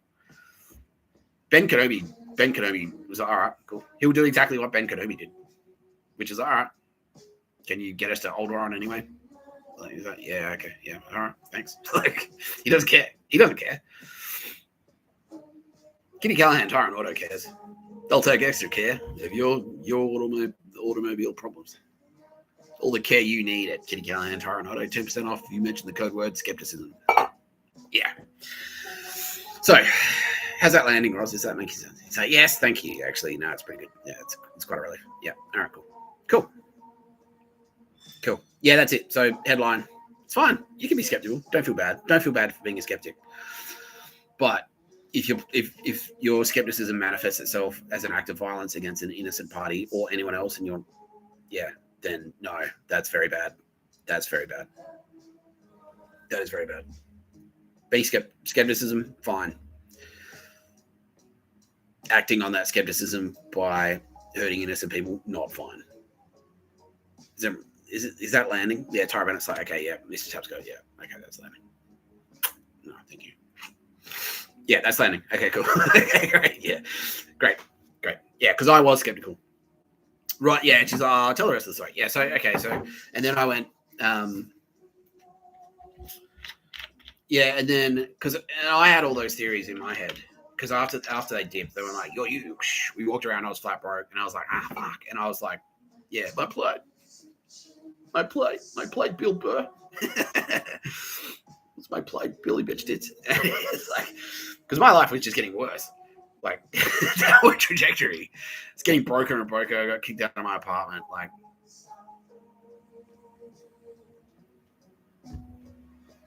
and I was like in a fucking, and like, yeah, there was a lot of chatter in news things. It was like, oh, what the fuck? Like, how is this paying off? You Space Coast have dipped in, going like, you're the king. driven me to poverty and then dipped out again. It's like, sounds like a bit of a fucking rip-off so far. Fuck this. Yeah, and they didn't say, they were there the whole time. They were watching the whole time. But yeah, just every now and again, they'd throw in like a little sneaky magic trick to go, no, it's still like it's still on here. It's still a thing. Don't worry. All right, still a thing. Don't worry. I will pick my nose live on the internet.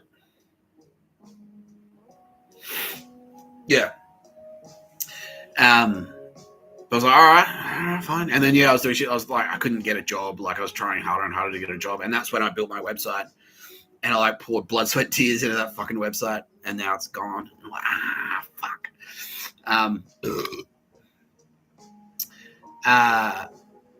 But, yeah, I remember, like, one of the turbos came in incognito. She was in a bar, like, you buy a local bar. And I was there, like, fucking. And the guy was like, I've got a feeling the universe is about to pay off or something like that. And I was just like, well, all right. Now they loved it. Yeah, Kitty, was that Tara? Yeah, it was Tara. Tara went in disguise and like sat next to me in a bar. Kitty Callaghan, they're all in there. But yeah, yeah, and like she was like, oh, I'm like, fuck. She's like, how are you? And I'm like, fucking grinding. Like, can't get a job. Like, I'm broke. I don't have any fucking money. Yeah, so middling. She's like, well, I've got a feeling the universe is about to deliver. And I'm like, fucking, the universe talks a lot. The universe talks a lot. The universe talks a big game. The universe doesn't do much to fucking follow it up there, does it? And it's like, and that was, it was like the SAS thing. It was like, okay, so yeah, you're in the SAS. Like, there was all talk of that, like whispers and winks, and it's like, oh, what about a gun? It was like, well, when, because I was sort of half waiting for like, a military commander to turn up with like, like in Rambo, and he's got the beret on. He's like, all right, son, let's go, get in the chopper. It's time, you're activated. And I was watching YouTube videos about military stuff, you know what I mean? Like, and so I was sort of waiting for that. And and there's all talk of like war with China and all that stuff. And so I'm like, well, when is that fucking happening? Like, when is the chopper going to like swoop in? Like, all right, come with us. Like, all right, we'll go to the secret training base. You ought to do 1 billion push-ups until you throw up. We'll give you a gun, and then you'll get in a helicopter. And then that's it, right? But eventually, yeah, and then I had that conversation. So, well, I've got a feeling the universe is about to deliver. And I was working at Telstra. Like, I had a hitch at Telstra as well, which was shit, and they were fucking cocksuckers. And Airtasker, and my mum died. And all of that shit was sort of happening in there. Like, fuck. Like, so you're the king. Also, you're flat broke now. Your mum's dead. You're flat broke. Your mum's dead. Every employer is now going to start firing you for no reason and being just dog shit. Dog shit to you. Your life at work's going to be a nightmare. Fuck. You're getting kicked out of your apartment. Yeah, my plight, Gilbert, my plight. He's like, okay, that's a plight.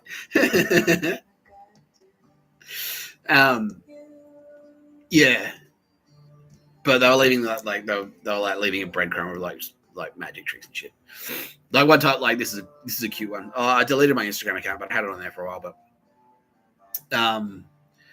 there was one where there was one night I came home from a bar. And I now like I'd come home from a bar, and like there was a fucking a Rosella like inside the apartment building, and my apartment was like inside the apartment, like in the building. It wasn't on the outside of the apartment building. It was like it somehow got inside the building, and was sitting on a fire hose like just across from my door. And I was like walking the blow. What the fuck? It's like cute little Rosella just sitting there going, hey. How you going? Hey, buddy. And I wasn't unfriendly. It was just like, hey, like, just hanging out. Sort of come say hi. I'm like, all right, cool. I filmed it. Now a couple of people go, yeah, I saw that video. Yeah, that was Tara Bennett. Going like, yeah, hey, no, we're still here. We're still on. Don't worry about it. Yeah. Yeah. And so, yeah, at this point, they hadn't said anything. They hadn't said like, oh, it's not just God or a series of, but a series. They hadn't said anything like that. All they'd said was like, it's sort of like an us. I knew that there was a mum and a dad. So I was dad.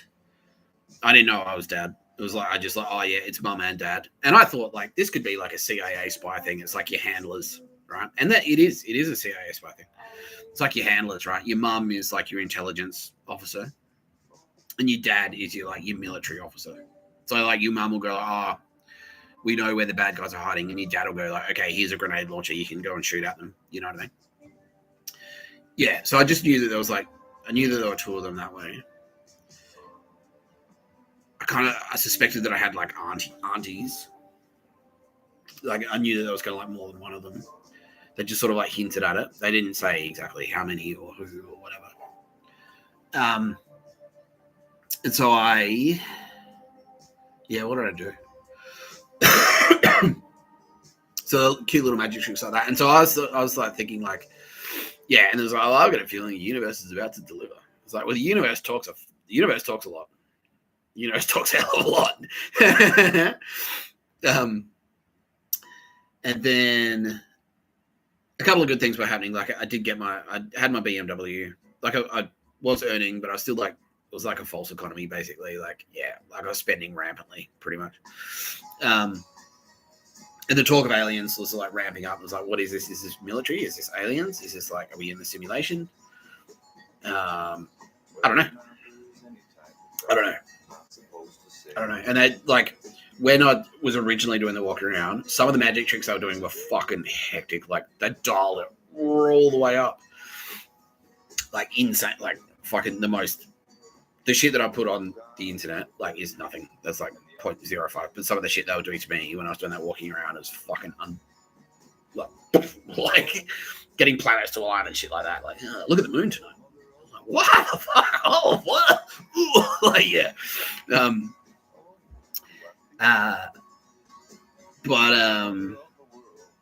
Yeah, but they dialed that down like once I was kind of broke, and then they went quiet, like, and they didn't really do it. They didn't really say anything about it. And then yeah, like I finally got this other job, and I was like, okay, cool. I set up Taps Content, my company. And I was like, okay, cool. I'm on track to at least like, and my thing was at the time, I was like, well, look, you fucking Space Ghost, if you're not going to fucking deliver anything, at least in the meantime, because that's, from my perspective, it was like, all you've done is come in and go, you're the king, and then fucked off. And left me here, and I'm just broke. I'm just a broke fucking 42-year-old loser with like, in a one-bedroom apartment that he can't afford. That's it. So if you're not going to actually deliver anything, if I'm not going to actually do anything, if I'm just going to keep being a cop, like I'll just go about my business and try and make enough, like, to do exactly what I said. Like, I'll just make enough money to go to the pub on the weekend, go to the beach. That's it. And so I finally, like, I got my Taps Content. I set up Taps Content. I'd finally get a job. Like, I got a client who was working in it. And then, like, I remember saying this, because this is when all the talk of aliens was really ramping up. Like, and Grush was in, like, they were doing, like, Senate inquiries and stuff in the United States, and senators, like, he was going in front of senators and going, like, yeah, I know there's heaps. Like, they've got fucking bodies, they've got spaceships, they've got all this shit. Like, they just haven't told you about it, bro. He was doing that. And I was like, well, fucking... And then I called them out. Yeah, that's right. So I was actually talking to one of my own angels. Because I was like, well, I was trying to goad them into a reaction. And it sort of, they were going to tell me anyway. But, like, it sort of worked. And so I was just like, I'm like, fucking, the reason they don't talk about aliens is because they don't know anything because they're stupid. That's why. They're pussies and they're too afraid to tell us about the aliens. Just because I knew I was being listened to as well.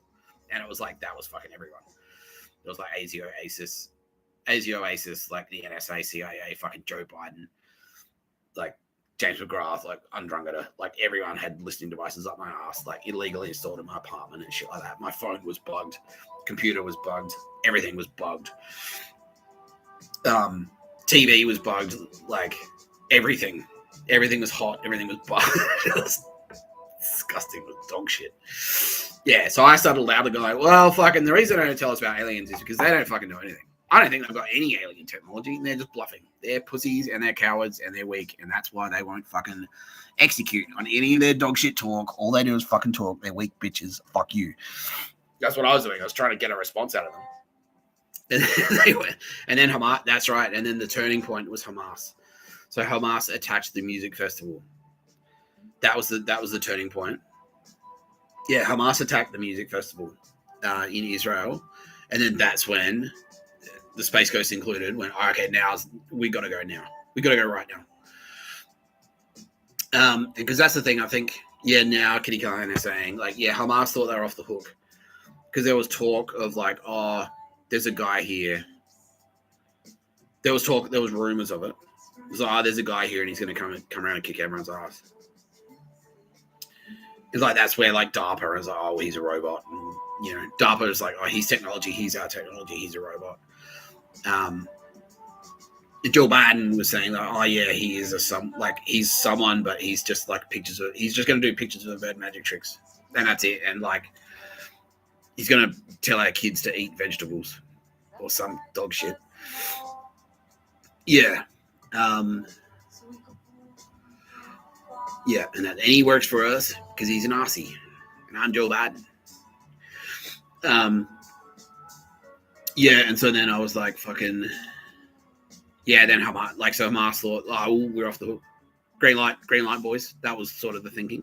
And needless to say, like, I'll say it anyway. I'm sure I don't need to say it. But Hamas, they're all connected, right? Yeah, I saw fucking Hamas, like, the other day. Yeah, today or yesterday. Yeah, Hamas are, like, just like Middle Eastern Nazis. That's what they are. They're the Nazi wing of fucking, they're the fucking Africa Corps. Yeah. Yeah. So, like, in America, you've got, like, Silicon Valley Nazis. You got Ford Motor Company. You got those fucking dog shit Nazis. Like, you got your fucking Joe Biden sympathizers, all that shit. Yeah, and fuck you, Joe Biden. You're watching me going, I'm not a Nazi. You are. You are a fucking Nazi. You fucking stupid faggot. I wasn't a Nazi. I just wore a swastika and gassed a bunch of Jews. Like, hey, fucking idiot. You're an idiot. Fuck you. Yeah. What happened? Did someone say, like, you're going to die very soon? Yeah, basically. Yeah, well, what did you think? It's cancer of the prick, Joe. It's cancer of the prick. Now, okay, cool. We've got you on the line. Joe, you're on the fucking video. Everyone in the world is watching right now. Given your time over, would you have made different choices? And immediately. No way, Mr. Tapscott. At least you're calling me Mr. Tapscott now. And not mate. Yeah, at least you're calling me fucking Mr. Tapscott. But still, after all the shit, after all the videos I made, after all the shit I've exposed, after all the knowledge of, like, Nazi death camps, 7 million murders during COVID, Havana syndrome, GFC dodginess, dog shit around the world, the conspiracy to murder 6 billion people with nuclear weapons by triggering World War III, after all of that shit, still, I'm putting it to you, sir, Joe Biden. Given the opportunity to rethink your actions, would you rethink them? No way. Nope. I did the right thing. You fucking idiot.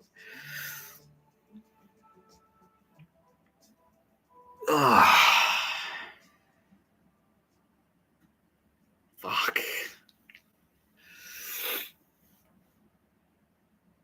Unbelievable. Unbelievable. No pictures of a bird where you're going, cunt. No pictures of where you're going. Look, just eat as much banana pudding while you still can, because you're going to get deleted. As soon as you're dead, you're deleted. Like, there's no, like, what? Fuck off. Fuck you. Yeah. And this is for, like, distracting me just then. Like, yeah. What was I even talking about? Yeah, Hamas. Yeah, because they're all part of the same dog shit conspiracies. They're Nazis. Like, so all the Nazis around the world. So you've got Swiss Nazis in Switzerland, obviously, but they're kind of like Nazi. You got Nazis in the Catholic Church. They're like the original Nazis. You got like Nazi enclaves, like Polish civilians are still Nazis. Like, you've got fucking Nazis around the place, right? But in the Middle East, their Nazi representation is fucking Hamas, like those cunts. And they're Houthi rebels in Yemen. And they're absolute dog shit scumbags. Like, Hamas, like, they're Hamas. Like, I don't need to fucking go into detail about how shit Hamas are. Yeah, and that's why they attacked the music festival, specifically. Like, to send the message that no music. If you go to a music festival, if you dance at a techno party because you're trying to meet a nice lady and do cool things, you're going to get shot dead. That's what the communication was. Yeah, fuck you musicians, fuck you music. Yeah, and this is on top of like all the murders of like, because everyone knows 2016 was like the worst year ever. It was like fucking Prince, Carrie Fisher, like all those cool people died in 2016. That was the start of their assassination program, and then that's like the extension of it. It's just straight up, just turning up to a music festival and start shooting people. Like, yeah.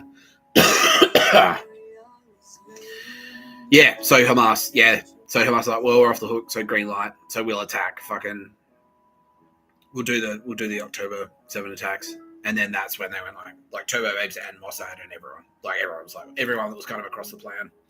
So yeah, at this point I can now reveal like King Charles was always there. King Charles was like part of this plan. He was like, oh, he knew who I was. King Charles knew who I was from like back then. Yeah, back in like 2012. Like he got tipped off. Which now can also be revealed, Your Majesty King Charles, that was a Turbo Babe. That was Kitty Callaghan going like, yeah, Your Majesty. Yeah. In earthly, as an earthly fucking appearing on earth as an angel to tell you like, hey, that guy's cool. Yeah, all right. Yeah, I'm on board. Yeah, I'm on board. Cool. Yeah, and also like, don't forget, Bill Burr's gay. And he's like, oh yeah, he's fucking, yeah, he's pretty gay. He's pretty gay. Yeah. Even by English standards, Bill Burr's pretty fucking gay. Yeah, that's a gay guy. He's like, it'll pay off later, Your Majesty. It'll pay off later.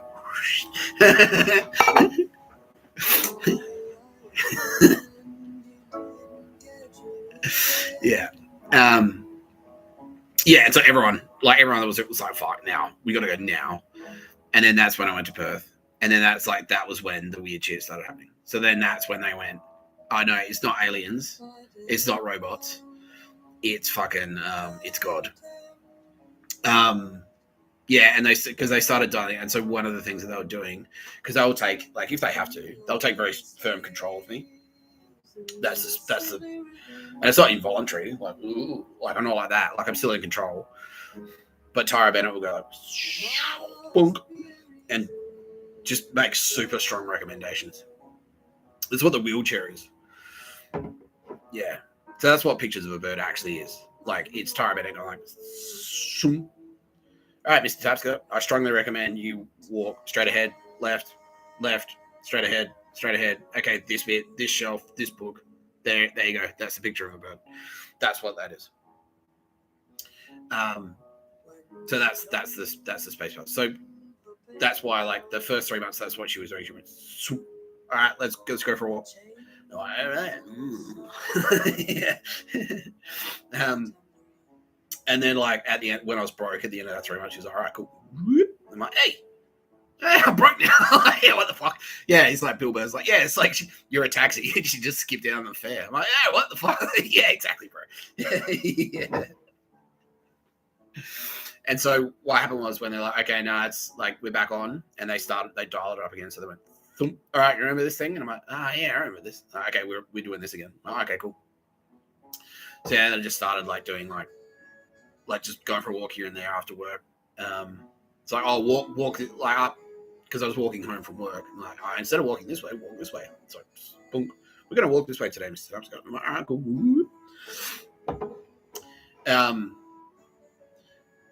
And then yeah, that's when I went like, and then stuff started like, it was cool actually, because what I'd done, like, I'd moved into my new apartment, and I just like, oh yeah, whatever, chuck the shit around. And this is one of those. This is what I mean. This is the type of magic tricks they're actually capable of.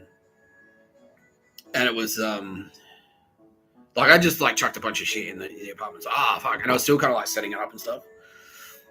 It's like, yeah, I'll put the stack of books here, and I put these books over here, and I put more books over here, and like I'll put this shit in the cupboard, and they go, okay, so right, we're gonna like check this out. To tell you who we are. It's like, oh yeah, Mum's back. And it was like, they're like, go to this stack of books, and it was like a stack of books like that high, and it's like, the first book is like, guess who it is. Second book is like, Mum's back. I'm like, what the fuck? Like, and the books are like a message, like a message from Tara Bennett. Yeah, she's like, yeah, she can do that shit. Yeah. And they were just books that I'd randomly like thrown in there. It's like, fuck. Like, those who know me, because it's massive, because genius, like Matt Damon, the biggest book collection on the face of planet Earth, an immense library, like Babylon. That was my place. Just me and a bunch of books showing off. No, but I had a lot of books, like boxes, 3 big boxes of books. And I'd completely at random just pulled them off the shelf, chucked them in the box. They can bend fucking reality, bro. Like, I'm not joking. Like, they are the fabric of time and space. They are the fabric of time and space. They are time and space. I am time. I'm time and space, and that's matter. Yeah. So they can bend shit around however the fuck they want. And so, yeah, like, I just, like, pulled boxes out, like, I was kind of halfway through unpacking, and, like, yeah, it was like, oh, yeah, go to that stack of books. Like, Tara Bennett's like, go grab that stack of books. Am I all right? No. It's like, okay. The top one is like, guess who's back? Mum's home. You know, hey, it's me. Like, what the fuck? And it's like syncing up and shit. And I had like just randomly against the wall, I had 2 big books, and one was like a big coffee table book. It's like Mysteries of the Universe. And yeah, it's like, oh, go and look at that one. It's like what the fuck is this? It's like, oh, Mysteries of the Universe, like against the wall. And I pulled the Mysteries of the Universe book back, and then behind that book was like Darwin's Theory of Evolution. And so it was like Mysteries of the Universe. Like, who the fuck is this? Mysteries of the Universe. Pulled it back, and it's a photo of Charles Darwin. Like what? Yeah. And fuck, man. Like, yeah, getting hectic shit, like hectic stuff. And like I had a plate sitting on a speaker, and it was like just like it was just a plate. It was a cool plate that I bought like 3 years earlier. I was like, I just want to decorate my apartment. And it was this cool plate that I bought. It just had a picture of Nazareth on it. And I bought it. I was like, I wasn't even thinking. Like, I wasn't a Jesus guy at all. I'd never read the Bible. Never done any Jesus stuff. I was an atheist. I listened to fucking Slayer. Like, I've got a Slayer tattoo on my wrist. Like, I'm me. I'm Nick Tapscott. I'd like get wasted and fucking do stupid shit, you know. Never been a churchy guy. And then all this weird shit's happening. So I just bought this plate, had Nazareth written on it. And like out of nowhere, it just went like, kabunk. Like it just knocked itself over and broke. I'm like, fuck. Fuck. And that was Tara Bennett going like, oh yeah, so Nazareth, that's where you are now. In a very elaborate Tara Bennett way.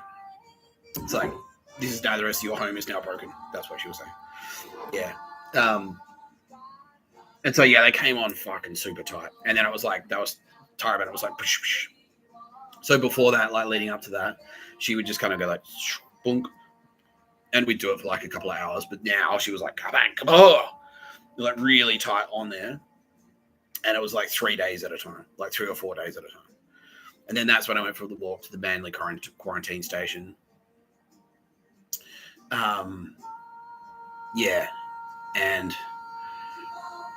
And like again stayed away for like another 3 days in a row, like then ended up in Perth, like trashed my apartment. That's when I like trashed my apartment and stuff. They're like, oh yeah, and we started googling stuff. So, it's God, or you are the universe. Yeah, that's it. Yeah, there was a YouTube video. It's like, you are the universe.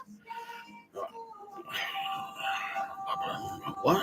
Yeah, all right. But at this point, because that's part of their.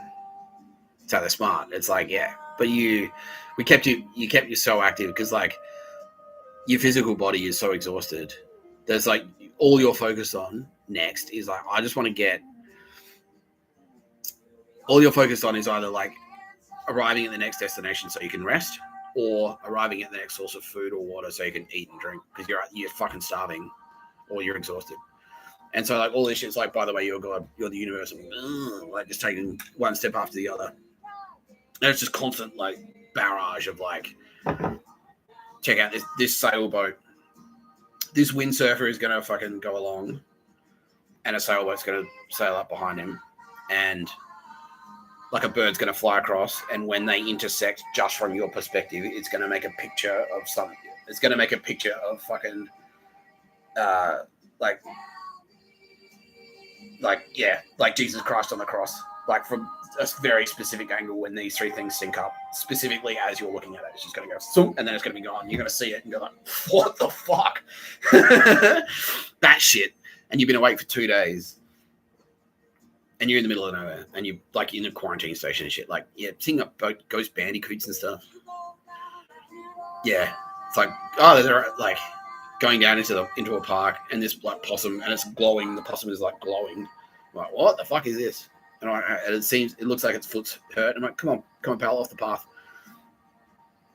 Like, sort of usher it off the path a little bit. It's just sitting there, kind of like looking at you. And I'm like, what the fuck? Like, come on, pal. And you touch it, like it's real, it's there. And then you push it off the path, like into the bushes, and then you turn around, like, wait, and then you turn back, and it's just disappeared. What the fuck? What the fuck? Yeah. And then these same space guys go like, yeah, so anyway, while you're in this state, like, trash your apartment. Like, all right. Like drink a bottle of scotch, like drink an entire bottle of scotch in like the space of fucking, half an hour. Drink a whole bottle of scotch in half an hour. Like, get blasted, like do it. And I'm like, all right, I'm no stranger to this. And then like go and get a hammer out of your fucking cupboard. They'll start smashing shit, smash your TV, like, get a knife, like slash up your leather couch, like rip open your liquor cabinet and start smashing glassware against the wall, like trash the apartment, and then drive your BMW to the airport and just abandon it. Go in with like your last, you've got $500 in the bank, and that's it. And you've just got a small amount of ID, a phone, and because they're sort of like, oh, this is like an SAS thing. Oh yeah, and like yeah, you've just got a small amount of ID, your phone. You've just got a small amount of ID, your phone. You've got $500 left. You're gonna catch a flight to Perth. The flight to Perth is going to cost like $490. You got $500. And it's a one-way ticket, and you've just trashed your apartment. Yeah, and call Chris Tapscott and go like, like, give me $5,000 right now. And he's obviously going to go, no. And you're going to go, oh, well, fuck you. Yeah. Oh, and other shit was happening as well. And this is like, AGO was kind of like, okay, he's on. Yeah, Mike Burgess is now going, yeah, follow him around. Yeah, and like leading up to this, like part of when I was like walking around, I was like, oh, fuck. And like, yeah, walked to a hotel. And I went there, I had no money. And this is when I was like staying away for 3 days. Yeah. I walked there, I was like, yeah, walk to this hotel. I walked there, I had no money. And there's all these like cunts that going, hey, hello. And they're all like ASD pictures of a bird, fucking asshole losers. And if I ever see any of you fucking cunts in person again, I swear to Christ, I swear to kill Callaghan. She's going to help me. I can't even finish the sentence, but eat shit. Yeah. Like, go to a hotel, try and check in with no money. And all these people are going to be standing around. It's like, we're here for you. It's like, well, okay, all right. Well, I'll check into this hotel then. Like, are any of you going to volunteer? Like, there's 40 of you in here. The hotel room's $400. Kick in like fucking $10 each. Done. Like, nah, no way. Not giving you any money. And I'm like, fuck you. I stormed the fuck out. And they're like, yeah, you're supposed to wait there. And that's the thing. And this is what people don't understand. Is like Tara Bennett doing this. Like, she's just making recommendations. All the time, constantly. They're like, no, you, Mr Tapscott, you are the king. Mr Tapscott, you are the king. I'm just making suggestions. That's it. And so when I went, they're like, you should walk to the hotel. And I walked to the hotel, and there was all these ASD fucking losers in there. I didn't realize I just knew they were losers. I knew they were pictures of a bird losers because I'd already fucking had words with pictures of bird cunts from the first time. And then, yeah, dog shit surrogates, dog shit emails, all of those fucking cocksuckers. They're like, go here. Go to this hotel and sit in the foyer. And then that's what your job is. And Tara Bennett, because they're communicating to Tara Bennett via, like, she's now saying that they had some kind of, like, computer set up. And they were like, okay, well, yeah, so here's the deal. Where was it? It was in, yeah, they had a computer set up in Langley. And they would type commands into send him to this hotel, and then Tara Bennett would go like, all right, Mr. Tapscott, the orders come through, let's go to the hotel. She was just switcherooing them, basically. This is what's detailed in the three-body problem, right? So there's that old prick in the three-body problem, and he's got a microphone, and he's like, oh, yes, my lord, do this and do this and do this. And then he's talking to an entity, and that's what's in that. That's a true story. Yeah. So that's what's detailed in that show is what actually happened. So they had a microphone, they had a computer set up in Langley, and go like, and this wasn't DARPA, but it was like CIA adjacent, where they'd go like, send Mr. Tapscott to this location. And then Tara Bennett would give me the fucking instruction, and I'd go there. And yeah, she's saying like, she made it clear. She's like, no, he's in charge. No, he's the king. Yeah. That's what Tara Bennett's saying now. Like, no, Nick, Mr. Tapscott is the king. This is your way. You can talk to him if you want, if you have a request for him. But the way they interpreted that, because they're pictures of a bird, Nazi pieces of shit, American suck my dick, fuck you, is we tell him what to do. Joe Biden. Yeah. It's like, okay, that's how they interpret it. Yeah. She's like, you can make suggestions if you want, and if he feels like doing it, he might help you out. And the way Joe Biden interpreted that is like, I tell you what to do. You will go to jail and stay there. Yeah. Suck my dick, Joe. Go fuck yourself. No pictures of a bird where you're going cancer the prick. Enjoy. Anyway. Yeah, so they're like, oh, get Mr. Tapscott to go to the hotel. And it's like one of the Sofitel or one of those big dog shit American ones, which are all dog shit, by the way. All of those hotels are fucking trash. I mean, they're nice hotels, but yeah, like you're going to get fucking poisoned with contact poison or like they're assassination hubs, basically, for CIA goons, like skull and bones, Nazi assholes. Yeah. Yeah. And so I went to one of these. So Tara's like, you should go to the hotel. I went to the hotel, and then I was like, okay, cool. I need a place. I'm broke. I need a place to stay. And this is that same argument. I'm broke. I need a place to stay. And they go, no, we're not giving you any money. I'm like, well, okay, well, I'll just stay here for free. Just let me in the room. I'll just stay here for free. Just give me the room for free. And they're like, no, we're not doing that either. And so I stormed out. I'm like, no, well, fuck you. Like, I'm not fucking standing. Like, yeah, if you don't pay for accommodation, I'm doing my thing. And that's Tara Bennett. And Tara Bennett and Kitty Callaghan are going, yeah, good. That's Mr. Tapscott. That's the Mr. Tapscott. That's Mr. Tapscott. That's what we hired.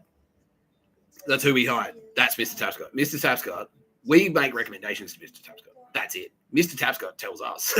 Like, that's how it goes. That's how it goes. Yeah.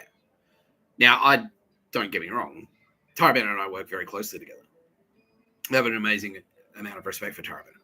But at any point, at any time, throughout my entire life, all of this journey, all of this, at any point, Tara Bennett has never said, you have to do it. All she's ever said is like, I'm strongly recommending that you do it. And it's just because like we love each other. Like she's Tara Bennett, I love her. She loves me, and I know that. She's demonstrated to me, and I've demonstrated to her that we trust each other implicitly. So because of that trust, when she says, I think you should do this, Mr. Tapscott, I do it. I do it. Yeah. So even if it's something hectic and retarded, like go to jail, I'm like, are you sure? She's like, come on, yeah, look, please bear with me, but no, seriously, this will pay off. Okay. Yeah. Okay. All right. Yeah. Because that's what I'm doing. I'm checking with Tara. I was like, is this legit? Like, is this what you want? And she's like, yeah. No, okay, cool. At no point, like at any point, I could veto. I go like, no, fuck it. No, I'm not doing it. I'm not doing it. No, that's fucked. Like, that's fucked. And she'll just go, okay, that's it. Mr. Tapscott, you're the boss. That's it. Yeah. Yeah, exactly. Yeah. And someone's saying like, oh yeah, it's just like a talent agent. Yeah, basically. It's like, oh, I'm booking you a show in Vegas. And like, no, I'm not playing that. You're like, okay, well, fair enough. Yeah, exactly. Like a talent manager. Yeah, exactly. I mean, she's her own talent as well, obviously. And MySpace, it's not just like Tara Bennett doing that either. It's like now it's Kitty Callaghan's in there as well. And Mr. Tapscott himself has his own he has his own thing, And so it's like that's what it is. All the turbo amps now are like stuck on my head. Like, yeah, it's like that Kit Kat ad. Yeah, someone's like the Kit Kat ad. The guy gets followed out. There's a laptop stuck to his ass. He's yeah, exactly like that. Yeah. And so yeah, they go to the hotel. And I go there and it's like, well, am I staying here or what? You just want me to fucking sit around? Yeah, like, you want me to just stand around with my dick in my hands? Is that it? And they're like, oh, yeah. I'm like, nah, fuck that. Fuck you. And I stormed out. Like, nah, I'm walking to Watson's Bay. So I walked from Darling Harbour to Watson's Bay Bars instead. And while I was there, like, I remember hearing like Kitty Callaghan and Tara Bennett go like, oh, you fucking sing this? This is awesome. Yeah, this guy fucking rules. This is sick. Yeah, I was like, fuck you, still in there. And I could hear them, like, you know, because I could hear the whinging, like, as Tara Bennett's piped me in. It's like, they're fucking complaining, Mr Tapscott. He's a cunt. And MySpace guys can hear it as well. And I'm like, all right, well, I'll give you another shot then. And so I went to, like, whatever the big hotel is in Double Bay, like the Intercontinental or whatever the fuck. And all right, cool. I'll give you another chance. Here I am at the Intercontinental. Can I stay here for free? They're like, no. All right, well, that's it. See ya. I kept walking.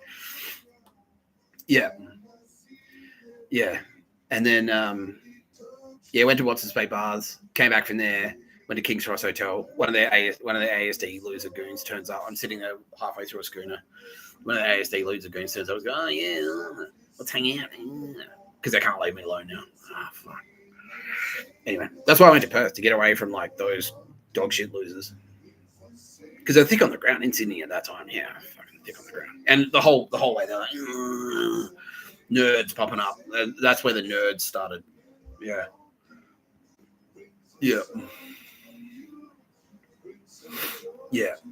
So if I stopped anywhere for longer than 5 minutes, someone would approach me and go, and then we'd be wearing hockers. And then that's when the nut, like, start eating chips, start doing, like, dog shit, Nazi stuff. Yeah. The Havana syndrome shit. Yeah. And then it's like, we need to get you back on track, which is what Vicky Brady said to me. We need to get you back on track, which is do pictures of a bird until you die, you know. Yeah. So I can't remember the point of that specific part, but yeah, like, the original point of this whole rant was to say it's okay to be skeptical. But anyway, and in between all of that, I'm seeing, like, fucking ridiculous things, like, space magic, like, on top of space magic. And then just before, and then it was just after that, like, I had no money left. Yeah, I had like $500. I had $500. I just called Chris Tapscott to say, fuck you. Also, I need $5,000 now. I'm going to fly to the United States. Just to confuse the shit out of everyone. Like, what? No way. And I'm like, yeah, well, I've got a drug problem and a drinking problem. I smoke ice, and also, fuck you, or something. Smash my apartment. Sent him a message that said, like, oh, wink, hey, it's a thing. And he's like, oh yeah, acknowledged. Still, like, acknowledged it, but still, like, it's like, no, I'm gonna go with you're a loser. Yeah, because he didn't know. Nah, other people. Like, but was anyone else telling him? I was like, nah, no one. Nah, he was sort of like, he was just sort of like, he knew I was something. He didn't know what specifically though. He just knew it was like a military/intelligence operation. And then that's why he was sort of like, he was just he was like dipping in and out. It's like, well, I'm gonna pretend that I don't know that there's a military operation. And then when it was convenient for him, he was like, well, this is a military thing. Yeah, cocksucker. Anyway. Yeah, then I flew to Perth with, like, my last $500. It was like a one-way flight, cost $490. I had like $10 left, and then landed in Perth with, like, nowhere to go, no accommodation, no jumper. I was wearing shorts and t-shirt, and it was like 13 degrees. Yeah, I just had, like, my ID, like, I had a passport and a driver's license, which I then threw away pretty rapidly.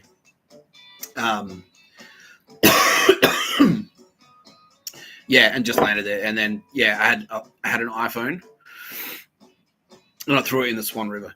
Yeah, and then that's one of the things. That's a good example, actually. Yeah, because they're like, oh no, come on, Mr. Tapscott, like, we'll go for a walk, and I was like, oh, schlepping. Like, I was like, fuck, I've been awake for like 2 days, 3 days, basically. I'd slept for like 2-3 hours in, like, parks and park benches and shit. I'd gone to an emergency room just to, like, put me on their radar, on the dog shit nerds radar. So I'd pop up. I was like, oh, he went there and said he's, like, depressed and anxious or something. And then Yeah, and then come on, Mr. Tapscott, you got to keep going. And I'm like, all right, I'll keep going. We were walking, we went for a walk around the Swan River, and there was a full moon and stuff. And then that was Sylvia going like, "It's me." Yeah, I was walking around with like all the turbo babes basically.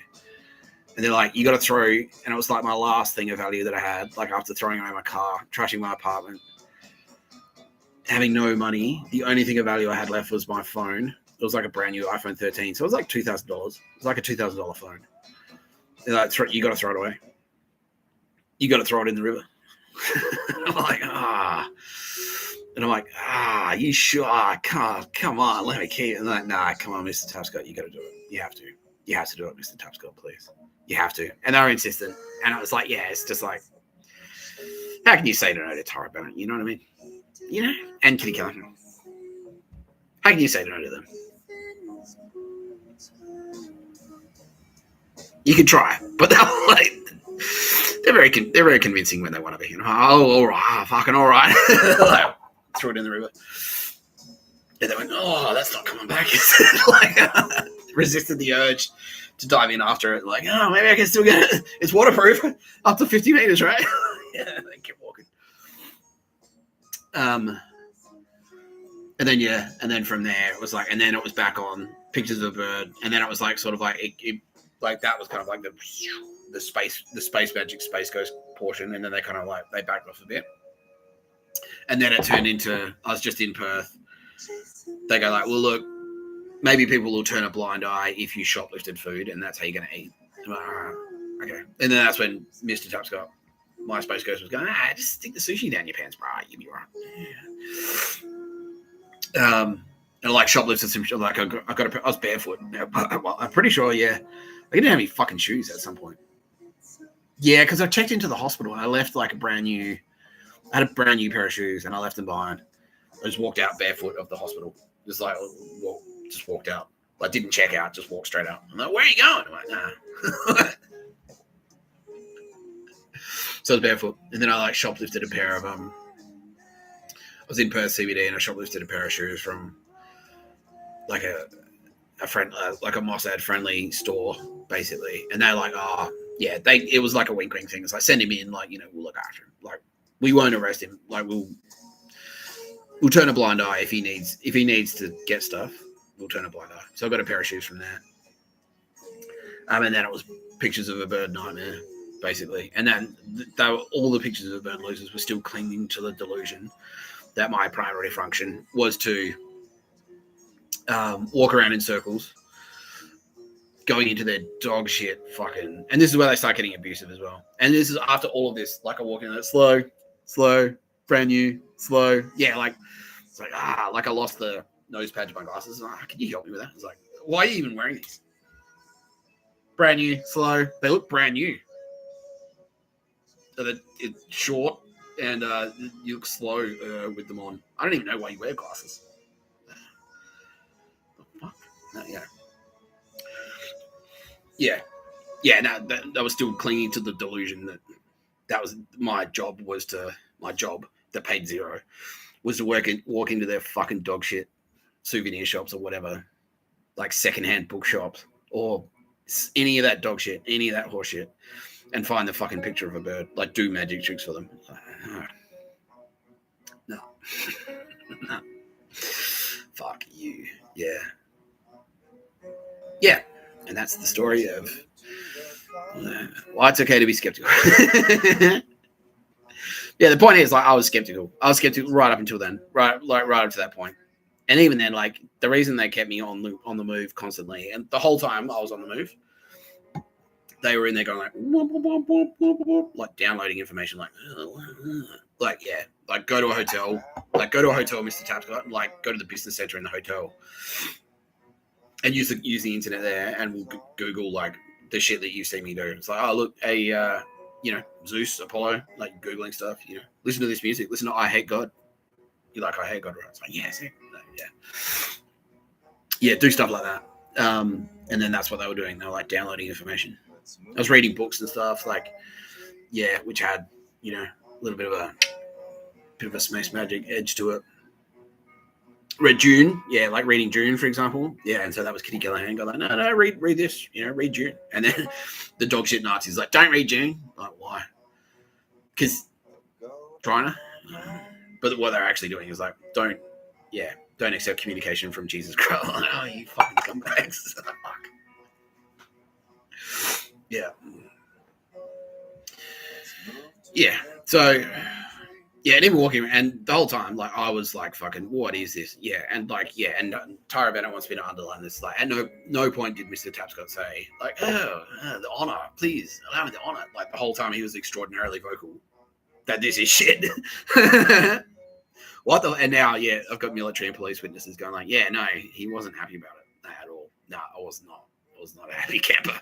It's like, great, be home. Yeah, and that's where all the songs come from. It's like, walk around in the fucking shop till you find the picture of a bird. Like, CIA rhymes with gay, all of that. So I was fucking pissed. It's like, no, dude, like, I'm a fucking homeless guy. Like, I'm still because I still haven't been home. From that point on, like, I'm still on the move.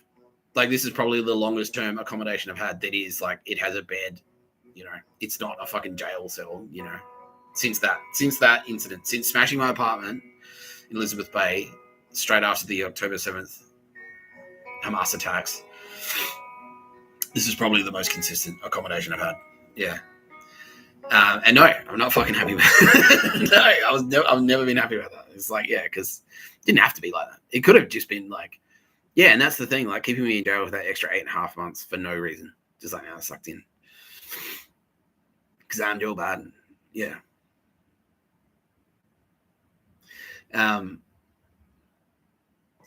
Yeah, when I was supposed to be in accommodation. I was supposed to be hanging out with earthly Tara Bennett.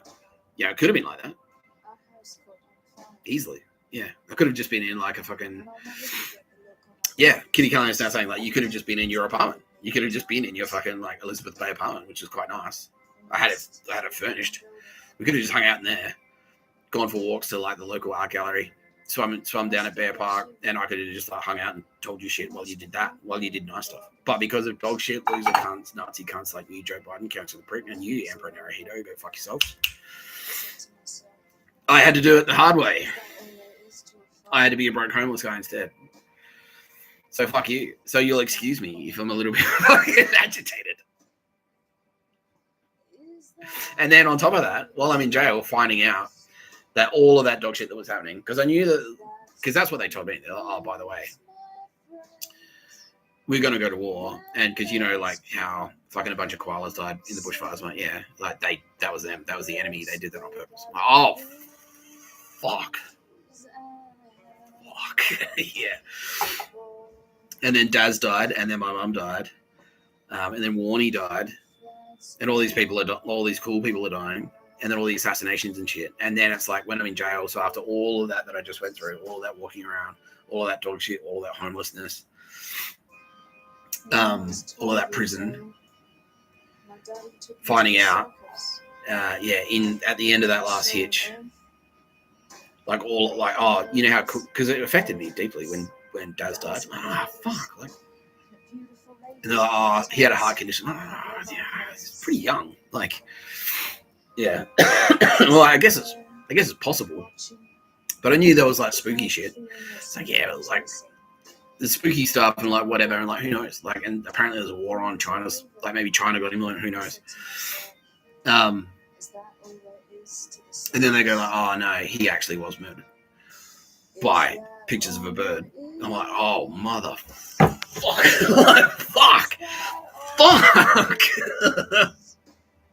Fuck. Yeah. Yeah.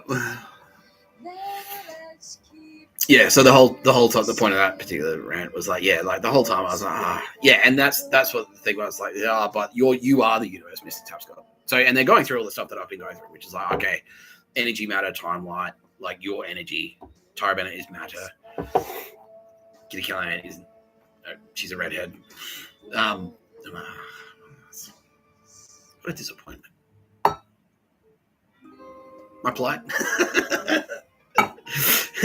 Yeah.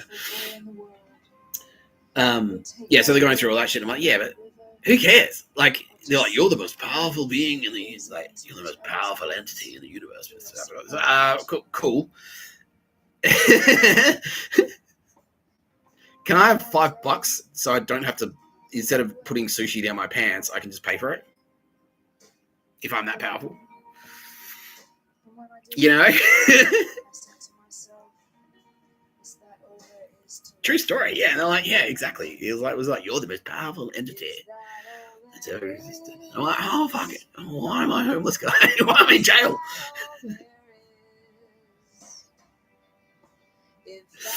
You know? You know? Yeah, and so I've always been like feet on the earth guy. I've always been feet on the earth guy. Tara Bennett has always been head in the clouds. Yeah, because I'm like, yeah, all right. Yeah, cool. When can I go to the pub? And I still can't go to the fucking pub. I still can't go to the fucking pub. You know? Yeah. Anyway, so yeah, even when all that shit, like, yeah, it's fine to be skeptical. It's fine, and it's fine to go like, this is like cool, gods, whatever. But my life is still dog shit, and that's what we need your help with. That's why we need everyone watching this video. If you're not Joe Biden, we need your help by just fucking off. Like, just fuck off. Honestly, just dig a hole and lie in it, and then just like, I'll wait here. Just do that. Narrator, we've given you an instruction. That's how you can help.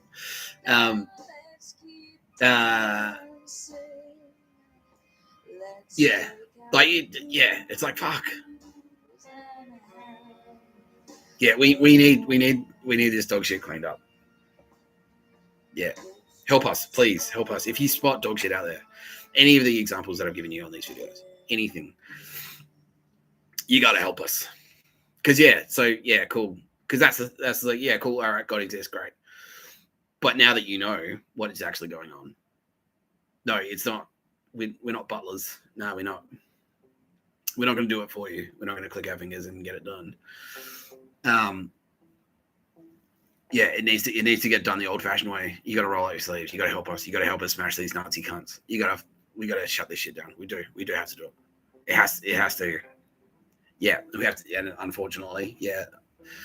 So, being skeptical, complaining, fine. This is bullshit. Like, yeah, Tara Bennett. Like, if you go out there and you step on you get stung by a scorpion or whatever. Like, you know,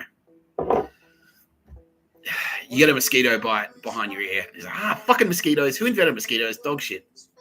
What is this mosquito? Dog shit. Fuck. And then, like, he gets infected or whatever. Mouth off. Go for it, please. By all means. Yeah, she's like, cool. She likes the feedback. It's fine. Any of that shit. Like, well, I think this Nick Tapscott thing is a crock of shit. Fine. I care. We really don't care. None of us care. But this Nazi shit has to wrap the fuck up. It does. It has to wrap the fuck up. So be skeptical, please. Be honest with your feedback. Be brutal with your feedback. Go for it. We don't give a fuck.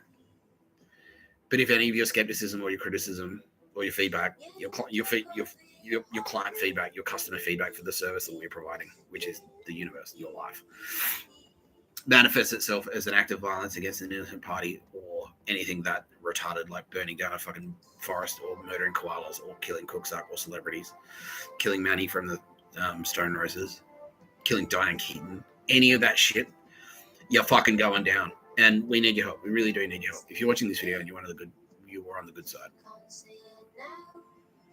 please help us. You have to help us. Yeah. You have to help us. You have to. We need your help. And we know you are. We know, yeah, everything that you're doing, just keep doing it. But the head message of this video is like, look, it's fine to be skeptical. You're allowed to be skeptical. You're allowed to be down to earth. You're allowed to mouth off. You're allowed to crack jokes. You're allowed to, Bill Burr is allowed to make a podcast that says Mr Tapscott is gay. I don't give a fuck. Like, go for it, Bill. He's like, fine, my dreams come true. Go for it. Fine. Please, by all means. By all means. But yeah, we got to end this slavery dog shit. We got to end this murder dog shit. We got to lock this shit down. We got to fucking, yeah, you can't have this crap. You can't have Naruhitos. You can't have Joe Biden's running around like being that. Like, he was the commander in chief He had the nuclear football. He could launch nukes. That guy could launch nukes. Pretty fucking terrifying, right? Everyone's like, oh, fuck. Like, yes. Yeah. Just the shit yesterday. It's like, I threw it away. But like that Nazi propaganda, you don't need to be son of man. Just spot Nazi dog shit propaganda like that. If you spot any of that dog shit, yeah, just fucking straight away. Yeah. What is it? Like, just loudly. Like, look at this dog shit. Look at this fucking Nazi propaganda. Say it loudly on the street. Just shit like, yeah, like I've been saying to the celebrities. Go to the cross, have a beer in public. Yeah, I drink beer. Fuck you, Nazis. I'll drink a beer. Fine. Anything. Yeah. Someone's saying, like, yeah, get a fucking Aboriginal flag, pin, stick it on. Done. That helps. Yeah, you got, yeah. Well, yeah, medical nut, like, yeah, because medical professionals down, I was the medical profession is rough, and so it's like all the good people in the medical profession are saying that, fuck it, thank God, someone's gonna step in. yeah. Finally, someone's gonna step in and help us. Yeah, and so the good people in the medical profession are going like, oh, thank fuck. So yeah, speak up, please speak up. Like, yeah, Roz Channel 9 say like, yes, please. To anything, yeah, Channel 9, like ACA, a current affair. They put their email address on the thing. Send them an email. It's like, dear ACA, I spotted dog shit. I spotted an Undrungada fucking construction scheme in my neighborhood. Yeah. I spotted an Undrungada money laundering scheme in my neighborhood. It's dog shit. ACA will fucking look into it. ACA now hooked up with AFP. You might as well be running an email to the police. Yeah, and then they go and investigate. And then it's like, if it's dog shit, they get exposed. Yeah. Anything like that. Crime Stoppers. Call Crime Stoppers. Crime Stoppers is trustworthy nationwide. Anywhere around the world. Yeah. You got to help us. You got to help us stamp out this fucking dog shit. So, yeah, I don't care. Like, if you're Ricky Gervais and it's like, whatever. God's, who cares? Like, yeah, I'm skeptical. But Ricky Gervais, perfect. Yeah. He's like, God's bullshit. I don't care. But then we watch him go out of his way to save the orangutan. Like, and then that's like, yes, do that. Be that guy. Go for it, please. Yeah. But as long as, like, if it was the opposite, where Ricky Gervais is writing books saying, like, I love Jesus Christ, the Lord and Savior, and then whipping around, it's like, oh, okay, yeah, we'll just wipe out the forest. Yeah, just bulldoze it, flatten it. Cool. Like, no, nope. That won't get you off the hook. Yeah, that won't get you off the hook. So, please, be skeptical. Go for it. Be skeptical. I'm skeptical. I was skeptical. Yeah. I still have to put up with bullshit. Yeah. I still have to deal with dog shit. But yeah, it's like you gotta help us. Yeah. One way or another, you're involved and you have to help us. Oh, you're watching No Pictures About a Podcast by Mr. Tapscott. I'm Mr. Tapscott. I'm going to actually leave it here so I can keep this video like nice and fucking single-minded. Ross was saying that's a great idea. And thank you very much. Everyone who joined me on the pod today. So that's Tara Bennett, represented here by the scandal. Don't forget, everyone, we're getting married. She loves me more every day, she says. Oh, thanks, Tara. She loves me. You're embarrassing me. Kitty Callaghan. You can't hand him out a grand of Callaghan. Don't forget 10% off. 10% off Kitty Callaghan Toronto. Mention the code word. I'm a skeptic. I'm skeptical. But I fucking hate Nazis. 20% off if you throw the fucking hate Nazis bit. Bill Burr. He is gay. Give him a shout out. Why the fuck not? Sylvia Jeffries in the booth, my producer. SJ. Thanks, SJ, for triggering the rant today by asking about magic tricks. He's like a legend. She loves it. And the loveliest, Roz, executive producer with the British accent. The loveliest. Send forth your best fearsome warriors to help us crush the Nazis. You've been watching No Pictures About a Podcast by Mr. Tapscott. I'm Mr. Tapscott.